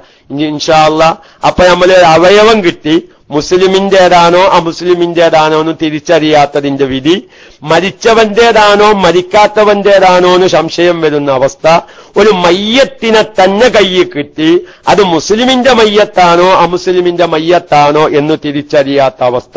ഈ 3 വിഷയത്തിന്റെയും വിധികൾ ഇൻഷാ അല്ലാഹ് വിശാലമായി പഠിക്കാനും കേൾക്കാനും അള്ളാഹു തൗഫീഖിനെ പ്രദാനം ചെയ്യുമാറാവട്ടെ എന്ന് ദുആ ചെയ്ത് ആ ഒരു വിഷയം കൂടി ഇൻഷാ അല്ലാഹ് നമുക്ക് നാളെ രാവിലെ ചർച്ച ചെയ്യാം. പിന്നീട് ഒരുപാട് ഫിഖിയായ മസാലകൾ ഇതുമായി ചർച്ച വരുന്നുണ്ട്. അതായത് നമ്മൾ മരിച്ചതിന്റെ ശേഷം അടിയന്തരം കഴിക്കുക, അതുപോലെ തന്നെ മരിച്ച വീട്ടിൽ, അതൊക്കെ നമ്മുടെ ചില ആചാരങ്ങളിലേക്ക് കടന്നു വരുമ്പോ ഒരുപാട് ഫിഖിയായ മസാലകൾ അവിടെ വരും. അഥവാ ചില നാടുകളിലൊക്കെ ഉണ്ട് മരിച്ച വീട്ടില് പിന്നെ അക്കൊല്ലം പെരുന്നാൾ കഴിക്കൂല. ഇപ്പൊ ചെറിയനാൾ ശവ്വാൽ മാസത്തിലാണ് മരിച്ചത്, 1-ാം പെരുന്നാൾക്ക് ചെറിയ പെരുന്നാളിന് ശേഷം മരിച്ചു. ഒരുപാട് നാടുകളിലുണ്ട്. പിന്നെ 40 കഴിയുന്നതിന്റെ മുമ്പേന്ന് ഹജ്ജ് പെരുന്നാൾ വന്നത്. എന്താപ്പം നിങ്ങളോടൊന്ന് ഞങ്ങളോടെ പെരുന്നാളില്ല, വാപ്പ മരിച്ചിട്ട് കൊല്ലായിട്ടില്ല. അതാ നമ്മൾ അരീക്കാരനഷ്റഫ് എസ് അടിക്കുന്നുണ്ട്. വാപ്പ മരിച്ചിട്ട് കൊല്ലം തെയ്യാത്തതുകൊണ്ട് ഹജ്ജ് പെരുന്നാൾ കഴിക്കണില്ല. ഓലെ പെരയില് കൂട്ടാഞ്ചാറില്ല, വപ്പതില്ല, ഉണക്കസ്രാവില്ല, പുതിയ തുണിങ്കുപ്പാവില്ല, മൈലാഞ്ചില്ല, ഒന്നുമില്ല. അങ്ങനെ പെരുന്നാൾ കഴിക്കാത്തൊരാചാരം, അതുപോലെ തന്നെ അങ്ങനെ ഒരു ദുഃഖിച്ചിരിക്കുന്ന ആചാരം, ഇതൊക്കെയും അതുപോലെ തന്നെ ഒരു മരിച്ച വ്യക്തിയുടെ പേരിൽ നമ്മൾ ദാനധർമ്മങ്ങൾ ചെയ്യുക വളരെയധികം സുന്നത്താണ്. അതുപോലെ തന്നെ ഖുർആൻ ഓതുക, അതൊക്കെ നമ്മൾ ചർച്ച ചെയ്യുന്നിടത്ത് ഫിഖ്ഹാണ് കടന്നു വരുന്നത്. അങ്ങനെ നമ്മൾ എന്ത് ചെയ്തു, വാപ്പ മരിച്ചു, ചില മക്കൾക്കൊന്നും അടിയന്തരം കഴിക്കാൻ കമ്പല്ല, ചില മക്കൾക്ക് അതിന് ഭയങ്കര ആവേശം. പക്ഷെ മരിച്ചുപോയ വാപ്പാന്റെ സ്വത്തിൽ നിന്ന് ഇത്തരം വിഷയങ്ങൾ കൈകാര്യം ചെയ്യുമ്പോ, അല്ലെങ്കിൽ മരിച്ച വ്യക്തിയുടെ ആ അനന്തരാവകാശികളിൽ പ്രായപൂർത്തിയാവാത്ത മക്കളുണ്ട്, യത്തീമക്കളുണ്ട്, അവരുടെ മുതലെടുത്ത് നമ്മൾ ദിക്റും മദ്യന്തരും കഴിക്കുമ്പോ പ്രിയപ്പെട്ടവരെ സുന്നത്തിനേക്കാൾ വലിയ ഹറാം അവിടെ സംഭവിക്കുമെന്ന് സാന്ദർഭികമായി ഉണർത്തി എന്റെ പ്രിയപ്പെട്ട സാധാരണക്കാരൊക്കെയും അത്തരം നമ്മുടെ ദാനധർമ്മങ്ങളിൽ ചെയ്യുമ്പോ മരിച്ചു പോയ അവകാശിയുടെ സ്വത്തിൽ മയ്യത്തിന്റെ അനന്തരാവകാശ സ്വത്തിൽ അവകാശമുള്ള എല്ലാവർക്കും ആ വിഷയത്തിൽ പൂർണ്ണമായ സമ്മതമില്ലെങ്കിൽ നമ്മൾ ഹറാമായ അടിയന്തരവും ഹറാമായ മൗലിദും ദിക്റും ആവരുത്. അതിന്റെ അത്തരം ചില ഫിഖ്ഹിയായ ചർച്ചകൾ കൂടി നമുക്ക് ഇൻഷാ അല്ലാഹ് ഈ അപകട മയ്യത്തുമായി ബന്ധപ്പെട്ട വിഷയത്തിനു ശേഷം നമുക്ക് ചർച്ച ചെയ്യാം. ഇന്ന് ചൊവ്വാഴ്ചയാണ്. ഞാൻ എന്റെ പ്രിയപ്പെട്ട എല്ലാ സഹോദരന്മാരോടും ഞാൻ എന്തൊരു ആഗ്രഹം പ്രകടിപ്പിക്കുകയാണ്. അതിനോട് നിങ്ങളൊക്കെയും യോജിക്കുന്നുവെങ്കിൽ നമുക്ക് അങ്ങനെയാവാം. ഒരുപാട് സഹോദരിമാരുടെ ഒരു ആവശ്യം അവർ ഉന്നയിച്ചിട്ടുണ്ട്. ഉസ്താദ് ചൊവ്വാഴ്ച എല്ലാ ചൊവ്വാഴ്ചയും അവർക്ക് ആവശ്യമായ ഫിഖ്ഹിയായ അവരുടെ ജീവിതത്തിൽ പ്രത്യേകം അറിയേണ്ട, മനസ്സിലായില്ല, മരിക്കാത്ത ആളുകളുടെ ആണെങ്കിലോ മാഷാ അല്ലാഹ് ചർച്ച ചെയ്യും. അതായത് ശാസ്ത്രം മരിക്കാത്ത ഒരു മുസൽമാന്റെ അല്ലെ, മരിക്കാത്ത ഒരു വ്യക്തിയുടെ ശരീരത്തിൽ നിന്ന് പിരിഞ്ഞു പോന്നതാണെങ്കിലോ എന്നായിരിക്കും അദ്ദേഹത്തിന്റെ ആ ചോദ്യം. ഇതുവരെ ഇപ്പൊ നമ്മൾ മരിച്ചവരാണ്. അപ്പൊ അത് നമ്മൾ പറഞ്ഞില്ലേ, നമ്മൾ ചർച്ച വന്നിട്ടുണ്ടല്ലോ. തുടക്കത്തിൽ നിങ്ങൾ ചിലപ്പം കേട്ടിട്ടുണ്ടാവില്ല. അതായത് നമ്മൾ ഈ വിഷയം ചർച്ച ചെയ്യുമ്പോ ജീവിതകാലത്ത് പിരിഞ്ഞു പോന്ന വസ്തുക്കള്, മുടി, നഖം, മാംസക്കഷ്ണം വരുമല്ലോ. എത്രയോ നോക്കിങ്ങള്, എത്രയോ ഹോസ്പിറ്റലില് വിരല് പഴുത്ത കാരണം മുറിച്ചൊഴിവാക്കുന്നു അല്ലെ. അതുപോലെ തന്നെ നമ്മുടെ കണ്ണമംഗലം ഇബ്രാഹിം സാഹിബ്, അല്ലാഹു തആല അദ്ദേഹത്തിന്റെ മാതാവിന് പൂർണ്ണമായും ശിഫ നൽകുമാറാവട്ടെ. അദ്ദേഹത്തിന്റെ മാതാവിന്റെ കാല് തന്നെ കൊണ്ട് മുറിച്ച് ഒഴിവാക്കിക്കാണ്. അപ്പൊ ജീവിതകാലത്ത് നമ്മുടെ ശരീരത്തിന്റെ ഭാഗങ്ങളിൽ അവയവം വരുന്ന സമയത്തല്ല, പഴുപ്പ് വരുന്ന സമയത്ത് ആ പഴുപ്പ് കൂടുതൽ മുകളിലേക്ക് വരാതിരിക്കാൻ വേണ്ടി എന്ത് ചെയ്യും? ഇന്നത്തെ ആധുനിക ചികിത്സ പ്രകാരം അത് മുറിച്ചൊഴിവാക്കും. അവിടെ മുറിച്ച് ഒഴിവാക്കുമ്പോ ആ മുറിച്ച് ഒഴിവാക്കിയതിന്റെ വിധി എന്ത്? അതൊരു ചർച്ച. മുറിച്ച് ഒഴിവാക്കുമ്പോ വേദന അനുഭവപ്പെടാതിരിക്കാൻ വേണ്ടി ബോധം കെടുത്താൻ പറ്റുമോ? അത് മറ്റൊരു മസല. അങ്ങനെ ബോധം കെടുത്തിയാൽ നിസ്കാരത്തിന്റെ ടൈമിൽ അവനിക്ക് ബോധം വന്നില്ലെങ്കിൽ ബോധം വന്നാൽ ആ നിസ്കാരം കളാ വീട്ടണോ? അത് മറ്റൊരു മസല. നോക്കിങ്ങള് എന്താ നിങ്ങൾ ഫിഖ് എന്ന് പറഞ്ഞാൽ നിങ്ങൾ വിചാരിച്ച മായിക്കൊന്നല്ല. നമ്മളങ്ങനെ ചർച്ചയ്ക്ക് വിധേയമാക്കിയാൽ ഒരുപാട് വിഷയങ്ങൾ നമുക്കത് വരും. അപ്പൊ അങ്ങനെ ജീവിതകാലത്ത് വന്നാൽ അത് സുന്നത്താണ്. എന്ത്? അതിനെ ഒരു ശീല കഷ്ണത്തിൽ പൊലിയലും വലിയ അശുദ്ധിയുള്ള സമയത്താണെങ്കിലോ? മാഷാ അതൊക്കെ നല്ലൊരു ചോദ്യമാണ്. അപ്പൊ പറയാം ജീവിതകാലത്ത് പോണതാണെങ്കിൽ നമ്മൾ കൂടുതൽ ചർച്ചയില്ല അവിടെ. മുസ്ലിമിന്റേതാണോ അമുസ്ലിമിന്റേതാണോ അങ്ങനത്തെ ഒരു ചർച്ച വരുന്നില്ലല്ലോ. ഒരാൾ ഹോസ്പിറ്റലിൽ കൊണ്ടുപോയി ഡോക്ടർ പരിശോധിച്ചപ്പോ പറഞ്ഞു ആ തള്ളാൻ വിരലിന് പഴുപ്പ് അധികം, അതുകൊണ്ട് അത് മുറിച്ചൊഴിവാക്കണം. നിങ്ങൾ മുറിച്ചൊഴിവാക്കിയിട്ടില്ലെങ്കിൽ ആ പഴുപ്പ് ഞെരിയാനിയിലേക്ക് കയറും. അങ്ങനെ ഞെരിയാനി വഴിക്ക് ശരീരത്തെ ബാധിക്കും. അതുകൊണ്ട് ഇപ്പൊ നിങ്ങൾ പറയാ വിരലത് മുറിച്ചൊഴിവാക്കാണ് നല്ലത് എന്നാണ്. അങ്ങനെ മുറിച്ചൊഴിവാക്കുന്ന സമയത്ത് അതുപോലെ തന്നെ ഇനിയിപ്പോ അവിടെ തന്നെ വരാം. ഒരു മരിക്കാത്ത വ്യക്തിയാണോ മരിച്ച വ്യക്തിയുടേതാണോ എന്ന് സംശയം വരുന്ന കോലത്തിലും അവിടെ എന്റെ സുന്നത്ത് അതിനെ ഒരു ശീല കഷ്ണത്തിൽ പൊതിയ എന്നിട്ട് മറമാടുക. അത് മണ്ണിലാണ് ഏറ്റവും നല്ലത്. മണ്ണില്. കാരണം മനുഷ്യ ശരീരത്തിൽ നിന്ന് പോന്നതൊക്കെയും മണ്ണിൽ മറമാടലാണ് ഏറ്റവും നല്ലത്. പിന്നെ ഇനി പലക്കും ചർച്ച നമ്മൾ മുമ്പ് ചെയ്തിട്ടുണ്ട്. ക്ലോസറ്റിൽ ഇടാൻ പറ്റുമോ, കക്കൂസും കുജ്ജിക്ക് ഇടാൻ പറ്റുമോ, പോലത്തെ ചർച്ചകളൊക്കെയും നമ്മൾ പല പ്രാവശ്യം നടന്നതുകൊണ്ട് ഞാൻ ആ ഭാഗത്തേക്ക് വരുന്നില്ല. അപ്പൊ ജീവിതകാലത്തിന് ഒരാൾ പോന്നതാകുമ്പോ അത് മറക്കലും മറമാടലും സുന്നത്താണ്. പക്ഷേ അവിടെ ചർച്ച നീണ്ടുപോകുന്നുണ്ട്. സ്ത്രീകളുടെ ശരീരത്തിൽ നിന്ന് പിരിഞ്ഞു പോരുന്ന മുടി, അതുപോലെ തന്നെ പുരുഷന്റെ ഔറത്തിന്റെ ഭാഗത്തിൽ നിന്ന് പിരിഞ്ഞു പോരുന്നതിന്റെയൊക്കെ വിധികളിൽ വ്യത്യാസമുണ്ട്. ഇൻഷാ അല്ലാഹ് അതൊക്കെ നമ്മൾ മുമ്പ് പറഞ്ഞിട്ടിൽ കേൾക്കാത്തവരുണ്ടെങ്കിൽ നാളത്തെ ചർച്ചയിൽ അത് കൊണ്ടുവരാം എന്ന് പ്രത്യേകമായി അറിയിക്കുന്നു. അല്ലാഹു തആല നമ്മുടെ ജീവിതത്തിൽ, കാരണം അത് ഞാൻ മുൻകൂട്ടി പറഞ്ഞിട്ടുണ്ട്, അത് നമ്മുടെ ചർച്ചയിൽ വരും. അങ്ങനെ ജീവനുള്ള ജീവികളിൽ നിന്ന് പിരിഞ്ഞു പോന്നത്, തിന്നപ്പെടുന്ന ജീവികളിൽ നിന്ന് പിരിഞ്ഞു പോന്നത്, തിന്നപ്പെടുന്ന ജീവികളിൽ തന്നെ ജീവിതകാലത്ത് പിരിഞ്ഞു പോന്നത്, അവയെ അറുത്തതിനു ശേഷം പോന്നത്, പൂച്ച കെഞ്ചിച്ചാടിയാലുള്ള കെഞ്ചിലുള്ള രോമം, അതൊക്കെയും ഈ വിഷയവുമായി നമ്മൾ പഠിക്കേണ്ടതാണ്. അതൊക്കെയും നമ്മുടെ വീടുകളിലും കുടുംബത്തിലൊക്കെയും ആവശ്യമാണ്. അള്ളാഹു തൗഫീഖിനെ പ്രദാനം ചെയ്യുമാറാവട്ടെ എന്ന് പറഞ്ഞ് അബൂ ഹാഷിം ഉസ്താദ് വരുന്നില്ല. വലിയ അശുദ്ധിയുള്ള സമയത്താണ് ഞാൻ പറയാൻ മറന്ന്. വലിയ അശുദ്ധിയുള്ള സമയത്താണെങ്കിലും ജീവിതകാലത്ത് ശരീരത്തിൽ നിന്ന് വലിയ അശുദ്ധിയുള്ള സമയത്ത് വല്ലതും കൊഴിഞ്ഞു പോന്നാൽ, മുറിഞ്ഞു പോന്നാലും എന്തേ ഉള്ളൂ, അതിനെ സെപ്പറേറ്റ് ഒന്ന് കുളിപ്പിക്കൽ നിർബന്ധമൊന്നുമില്ല. അതിനെ സെപ്പറേറ്റ് കുളിപ്പിക്കുക. ഇപ്പൊ സാധാരണ ജീവിതകാലത്ത് കുളി നിർബന്ധമായ സമയത്ത് കൊഴിഞ്ഞു പോന മുടി, അല്ലെങ്കിൽ ഓർമ്മയില്ലാതെ ഒരാൾ നഖം മുറിച്ചു എങ്കിൽ അതിനകത്ത് കുഴിച്ചിടൽ നിർബന്ധമായടത്ത് കുഴിച്ചിടുക. അതെല്ലാം മറക്കൽ സുന്നത്തായടത്ത് മറക്കുക. അതിന് വലിയ അശുദ്ധിയുള്ള സമയത്ത് പോന്നതാണ് എന്ന നിലക്ക് അതിനെ പ്രത്യേകം കുളിപ്പിക്കലോ എന്നും നിർബന്ധമില്ല എന്നും പ്രത്യേകമായി അറിയിക്കുന്നു. അല്ലാഹു തആല എന്റെ ക്ലാസ് റൂമിലുള്ള മുഴുവൻ ഉസ്താദന്മാരോടും ഞാൻ വളരെ വ്യക്തമായി പറയുന്നത് വളരെ വ്യക്തമായി കഴിവിന്റെ പരമാവധി നോക്കിയിട്ടാണ് പറഞ്ഞിട്ടുള്ളത്. കാരണം ദീർഘമായി പറഞ്ഞു പോകുമ്പോ ഇടയിൽ വല്ല അബദ്ധങ്ങളും മസാലകൾ മാറിപ്പോയിട്ടില്ല എന്നാണ് എന്റെ പ്രതീക്ഷ. നിങ്ങൾക്ക് ആർക്കെങ്കിലും അങ്ങനെ തോന്നുന്നുണ്ടെങ്കിൽ ഉസ്താദന്മാരുടെ ശ്രദ്ധക്ക് മദനികളും അഹ്സനികളും സക്കാഫികളും കാമിൽ സക്കാഫികളൊക്കെ ഉണ്ട്. നമ്മുടെ ഷൗക്കത്ത് സക്കാഫിക്ക് കാമിൽ സക്കാഫിയാണ്, നമ്മുടെ തീറ്റിയ അഹ്സൻ ഉസ്താദ് കാമിൽ സക്കാഫിയാണ്. ഇപ്പോഴാണ് ഇപ്പൊ നമ്മൾ വിവരം അറിയുന്നത് ഇവരൊക്കെ കാമിലികളാണെന്ന്. അതുകൊണ്ട് എന്റെ പ്രിയപ്പെട്ട ഉസ്താദന്മാരോട് വല്ല നമുക്ക് അബദ്ധങ്ങൾ വന്നു പോകുന്നത് പ്രത്യേകം പെട്ടെന്ന് അറിയിച്ചാല്, അല്ല ഇവിടെ ഇങ്ങനെ ഒരു ഇബാദത്ത് കണ്ടിട്ടുണ്ടല്ലോ, ഇങ്ങനെ ദീപി പറഞ്ഞതിന് എതിരല്ല ഇബാദത്ത്. അങ്ങനെയൊക്കെയും ഫിഖിഹിന്റെ കിതാബ് വളരെ വിശാലമാണ്. അതുകൊണ്ടാണ് പല ഉസ്താദന്മാരും ഈ ഫിഖിഹിയായ ചർച്ചയിലേക്ക് പലവരും കടക്കാറില്ല. അതൊരു വലിയ ഒരു അധ്വാന മേഖലയാണ്. പക്ഷെ എനിക്കതെന്റെ ജീവിതത്തിൽ വലിയൊരു താല്പര്യമായിട്ടാണ് തോന്നിയത്. ഫിഖ് വിശാലമായി പഠിക്കുക. ഞാൻ ബറക്കത്തിന് വേണ്ടി നമ്മൾ ഇതുവരെ ചർച്ച ചെയ്തത് മാഷാ അല്ലാഹ് ഇതുവരെ ചർച്ച ചെയ്തത് ഫിഖിയായ മസ്അലയായതുകൊണ്ട് അതിനൊരു ഗൗരവം അറിയിക്കാണ്. മഹാനായ പൊന്മല ഉസ്താദ് പറഞ്ഞതാണ്. മഹാനായ കന്നിയത്ത് ഉസ്താദ് നവ്വറല്ലാഹു മർക്കദഹു, അവിടുത്തെ ദറജ അള്ളാഹു ഏറ്റിക്കൊടുക്കുമാറാവട്ടെ. കന്നിയത്ത് ഉസ്താദ് ഒരിക്കൽ പറഞ്ഞത് ഏതോ ഫിഖ് എന്ന് പറഞ്ഞാല് കഷായത്തിന്റെ മരുന്ന് പോലെയാണ്. നമ്മളൊരു വൈദ്യരുടെ അടുക്ക ചെന്ന് ഒരു രോഗത്തിന് വേണ്ടി ഒരു കഷായത്തിന്റെ രോഗം പറഞ്ഞാല് അദ്ദേഹം ഒരു കഷായം പറയും അല്ലെ. ആ കഷായത്തിൽ ഒരു 10-30 മരുന്നുണ്ടാവും.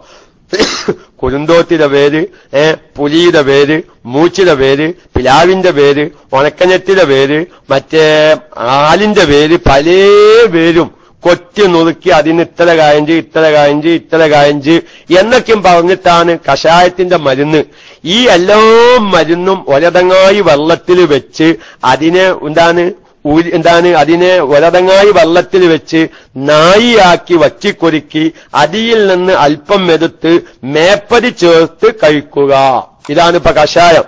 അപ്പൊ എല്ലാ മരുന്നും കൂടി ആറ്റിക്കൊരുക്കി ഉണ്ടാക്കി കിട്ടുന്ന സത്തയാണ് യഥാർത്ഥത്തിൽ ഇവന്റെ മരുന്ന്. നേരെ മരിച്ച് എന്താക്കി, ഇവൻ കഷായത്തിന്റെ മരുന്ന് എഴുതി. അങ്ങനെ അന്വേഷിച്ച് നോക്കുമ്പോൾ 5-6 മരുന്ന് എനിക്ക് കിട്ടി. ഇനിയും വൈദ്യർ എഴുതിയ ഒരു 15 മരുന്ന് തൊലി ഇഞ്ഞും കിട്ടാനുണ്ട്, അല്ലെങ്കിൽ വേദികൾ കിട്ടാനുണ്ട്. അതൊന്നും ആവൂലാനും വിചാരിച്ച് ഈ ഒരു 5-6 പച്ചമരുന്ന് എടുത്തൊരു കൊത്തി നുറുക്കി കഷായം വെച്ച് കുടിച്ചാൽ ഇവന്റെ രോഗം മാറുമോ? ഇല്ല. കാരണം ഇവന്റെ രോഗത്തിലേക്ക് ആവശ്യമായ എല്ലാ മരുന്നും കിട്ടിയിട്ടില്ല എന്നതുപോലെയാണ് ഫിഖ് എന്ന് പറഞ്ഞാൽ. ഒരുപാട് ഫിഖിന്റെ ഗ്രന്ഥങ്ങളുണ്ട്. മഹാനായ ഇബ്നു ഹജർ റഹ്മത്തുള്ളാഹി അലൈഹിക്ക് തന്നെ 100 കണക്കിന് ഫിഖിന്റെ ഗ്രന്ഥങ്ങളുണ്ട്. അവിടെ തുഹ്ഫയിൽ പറഞ്ഞതാവൂല ഫതാവൽ കുബ്രയിൽ പറയുന്നത്, ഇവ രണ്ടിലും പറഞ്ഞതാവൂല ഇംദാദ് എന്ന കിതാബിൽ പറയുന്നത്. ഇവിടെ ഞാൻ നിങ്ങൾക്കത് തിരിയാൻ വേണ്ടി പറയാം. മയ്യത്തിനെ കബറടക്കുന്നതിനു മുമ്പ്, മറമാടുന്നതിനു മുമ്പ് മയ്യത്തിൽ നിന്ന് നജസ് വല്ലതും പുറപ്പെട്ടാൽ അതിനെ കഴുകൽ നിർബന്ധമാണ്, വൃത്തിയാക്കൽ നിർബന്ധമാണെന്നത് മഹാനായ ഇബ്നു ഹജർ റഹ്മത്തുള്ളാഹി അലൈഹി തന്റെ തുഹ്ഫ എന്ന് പറയുന്ന കിതാബിൽ പ്രബലമാക്കിയ അഭിപ്രായമാണ്. നേരെ മറിച്ച് മഹാനായ ഇബ്നു ഹജർ ഹൈതമി റളിയല്ലാഹു തആല അൻഹു തന്നെ തന്റെ ഇംദാദ് എന്ന് പറയുന്ന കിതാബില് കഫൻ ചെയ്തതിന്റെ ശേഷം മറമാടുന്നതിനു മുമ്പ് വല്ല നജസും പുറപ്പെട്ടാൽ ഇനി അത് വൃത്തിയാക്കിക്കോളണമെന്നില്ല. ആ നജസോട് കൂടെ തന്നെ വേണമെങ്കിൽ മയ്യത്തിനെ മറമാടാം എന്ന അഭിപ്രായമാണ് ഇബ്നു ഹജർ ഇംദാദ് എന്ന കിതാബിൽ പറഞ്ഞിട്ടുള്ളത്. പക്ഷേ ഇംദാദ് എന്ന കിതാബിലും തുഹ്ഫ എന്ന് പറയുന്ന കിതാബിലും പറഞ്ഞത് എതിരാകുമ്പോൾ തുഹ്ഫ പറഞ്ഞതാണ് പ്രബലമാക്കേണ്ടത് എന്ന സാങ്കേതിക നിയമം വെച്ചിട്ടാണ് നമ്മൾ മസ്അല പറയുന്നത്. അപ്പൊ പല ഫുഖഹാക്കളും പല അഭിപ്രായങ്ങളും പറയുമ്പോ എല്ലാ കിതാബും നോക്കി ആകത്തുക ഷാഫി മദ്ഹബിന്റെ ആകത്തുക ഇതാണ്. ഏതുപോലെ ഒരതങ്ങായി വെല്ലം നായിയായി ചുരുക്കും പോലെ ആ കിതാബിൽ അങ്ങനെ പറയുന്നു, ഈ കിതാബിൽ ഇങ്ങനെ പറയുന്നു. അപ്പൊ നമ്മൾ ഏകദേശം സാധാരണ ഒരു മസ്അലകൾക്ക് നോക്കുന്ന കിതാബുകളൊക്കെ നോക്കിയിട്ടാണ് വിധികളൊക്കെ പറയുന്നത്.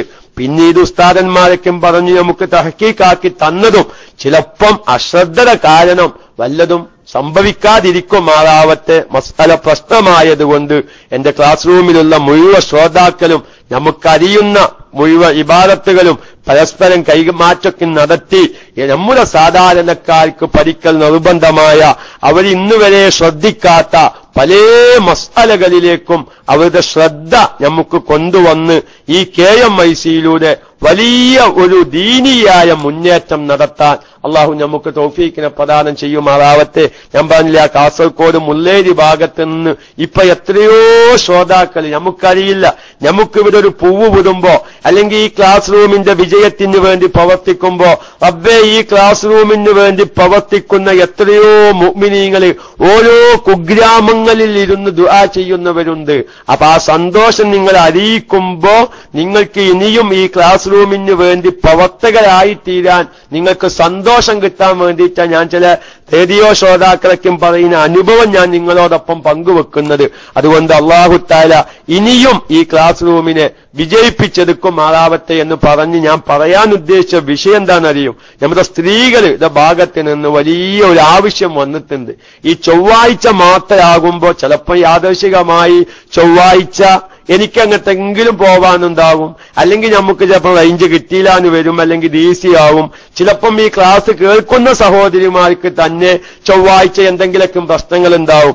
അതുകൊണ്ട് ഇപ്പൊ ഈ മയ്യത്ത് പരിപാലനത്തേക്കും പോലെ ഒരു 5 ദിവസം ഒരു സ്ത്രീക്ക് നിർബന്ധമായും അവരുടെ ബ്ലീഡിംഗ് സമയത്ത് അറിയേണ്ട മസാലകൾ മാത്രം ആ ഒരു 5 ദിവസത്തിൽ അല്ലെങ്കിൽ ഒരു 4-5 ദിവസം കൊണ്ട് അതത് പറഞ്ഞ് അവസാനിപ്പിച്ച ഞങ്ങൾക്കത് റെക്കോർഡാക്കി അല്ലെങ്കിൽ എഴുതി വെക്കേണ്ടത് എഴുതി വെച്ച് ഈ ഒരു 5 ദിവസം ഒരു വൈക്കും പോവാതെ അതൊന്നും മനസ്സിലാക്കുന്ന ഒരു സാഹചര്യം KMIC സൃഷ്ടിച്ചു തന്നാൽ ഉപകാരമായിരുന്നു എന്ന് നമ്മുടെ ഫാമിലികളിൽ നിന്ന് ഒരുപാട് അഭിപ്രായങ്ങൾ വന്നിട്ടുണ്ട്. എന്റെ പ്രിയപ്പെട്ട പുരുഷന്മാര് എല്ലാവരും സഹകരിക്കുകയാണെങ്കിൽ ഒരു 3-4 ദിവസം ഒരു ഇസ്തിഹാലത്ത് രോഗിയുടെ 7 രൂപം, ആ 7 രൂപം എല്ലാവരും എഴുതി അവിടെ വെച്ചാല് അവനവന്റെ ഭാര്യന്മാർക്ക് ബ്ലീഡിംഗ് ഉണ്ടാകുമ്പോ ഈ 7 കോലത്തിൽ നിന്ന് ഏത് കോലത്തിലാണ് എന്റെ ഭാര്യക്കുണ്ടാവുന്നത്, അപ്പൊ അതിന്റെ വിധി ഇന്നതാണ്. അൽഹംദുലില്ലാഹ് എത്ര സഹോദരിമാരിലേക്ക് നമുക്ക് ആ ഒരു റെക്കോർഡോ ആ ഒരു മസലയോ എത്തിച്ചാൽ ഒരുപാട് സഹോദരിമാരുടെ നിസ്കാരം ഖളാ ആവുന്ന അവസ്ഥ അല്ലെങ്കിൽ നിസ്കാരം സഹീഹാവാത്ത അവസ്ഥയിൽ നിന്നൊക്കെയും രക്ഷപ്പെടാൻ സാധിക്കും. ഇൻഷാ അല്ലാഹ് നമുക്ക് ചിലപ്പം ഒരു ക്ലാസ് കൊണ്ട് അല്ലെങ്കിൽ 2 ക്ലാസ് കൊണ്ട് ഈ ഒരു അപകടവുമായി ബന്ധപ്പെട്ട ഇത്തരം വിഷയങ്ങളൊക്കെയും പറഞ്ഞ് അവസാനിപ്പിക്കാൻ സാധിക്കുമെന്ന പ്രതീക്ഷയിലാണ്. പിന്നെ അടിയന്തരം മൗലൂദും കത്തപ്പരക്ക് അത് നമ്മുടെ ആദർശത്തിന്റെ ഒരു ഭാഗമാണ്. അതൊക്കെ ഇൻഷാ അല്ലാഹ് നമുക്ക് മറ്റേതെങ്കിലൊക്കെ അങ്ങനത്തെ സന്ദർഭങ്ങളിൽ പറയാം. പക്ഷെ അവരെ നമ്മൾ അടിയന്തരം മൗലൂദും കഴിക്കുമ്പോ അവകാശികൾക്ക് എല്ലാവർക്കും സമ്മതമില്ലാത്ത കാശ് കൊണ്ട് അത്തരം ദാനധർമ്മങ്ങൾ ചെയ്യുമ്പോ നമ്മൾ ശ്രദ്ധിച്ചാൽ മതി. അതിന്റെ മറ്റു തെളിവുകളിലേക്കൊക്കെ നമുക്ക് ആദർശ സമയത്തുള്ള ചർച്ചകളിലും അല്ലെങ്കിൽ മരിച്ചത് തോടാൻ പറ്റുമോ അല്ലെ മരിച്ചവർക്ക് കൂലി കിട്ടുമോ അതൊക്കെ നമ്മൾ ഇഷ്ടംപോലെ സീഡികൾ അതിന്റെ തെളിവുകളൊക്കെയും പറയുന്ന സീഡികളും പുസ്തകങ്ങളും നമ്മുടെ നേതാക്കന്മാർ പ്രസംഗിച്ചതും എഴുതിയതും ഇഷ്ടംപോലെ നമുക്ക് കിട്ടാനുണ്ട്.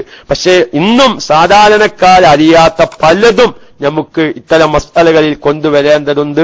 എല്ലാവരുടെയും അഭിപ്രായ പ്രകാരം നമുക്ക് വിഷയങ്ങൾ ചർച്ച ചെയ്യാം. പിന്നെ എന്റെ ജീവിതത്തിലെ വലിയൊരു ആഗ്രഹമാണ് ഒരു നല്ലൊരു ഉംറയുടെ ക്ലാസ്. അത് നമ്മുടെ ഒരുപാട് ICFന്റെ നമ്മുടെ ഗൾഫിലുള്ള ഒരു പ്രവർത്തകര് ഒരുപാട് ആളുകളെ അടക്കടക്കം ഉംറക്കൊക്കെ പോകുന്നവര് നമ്മളിപ്പോ ഈ മയ്യത്ത് പരിപാലനം വെച്ചപ്പോ പലവരും പറഞ്ഞു, ഉസ്താദെ ഇതുവരെ ഞങ്ങളെ നാട്ടിൽ ആരും അങ്ങനെ ഒരു മയ്യത്ത് കുൽപ്പിച്ചിട്ടില്ല. അപ്പൊ നമ്മൾ ഇനി ഉംറന്റെ ക്ലാസും പറയുമ്പോഴാണ് റബ്ബേ ഇങ്ങനൊരു ഉംറ ഞങ്ങൾ ചെയ്തിട്ടില്ലല്ലോ, അല്ലെങ്കിൽ ഒരു ഉംറ ചെയ്യുമ്പോ ഇങ്ങനെയൊക്കെ ശ്രദ്ധിക്കാനുണ്ടോ എന്ന ഒരു ബോധം, ഒരു വീണ്ടും വിചാരം, ഒരു തിരിച്ചറിവ് നമ്മളെ സാധാരണക്കാരിലേക്ക് എത്തിക്കാൻ അള്ളാഹു തൗഫീഖിനെ പ്രദാനം ചെയ്യുമാറാവട്ടെ. അതുകൊണ്ട് നമ്മുടെ ഫാമിലികളുടെ ഈ ആവശ്യം നമുക്ക് ഇൻഷാ അല്ലാഹ് 1-2 ദിവസം കഴിഞ്ഞിട്ട് നമുക്ക് പരിഗണിക്കാം. ദുആ വസിയത്തോടുകൂടെ എന്തോ പറഞ്ഞുണ്ട് വാന്താത്തതുണ്ടെങ്കിൽ വാന്ത, ഏതായാലും നമുക്ക് അഭിപ്രായങ്ങളെ പോലെ ചെയ്യാം. അള്ളാഹു തൗഫീഖിനെ പ്രദാനം ചെയ്യുമാറാവട്ടെ. ആരും ആരെങ്കിലും എന്താ ക്ലാസ് റൂം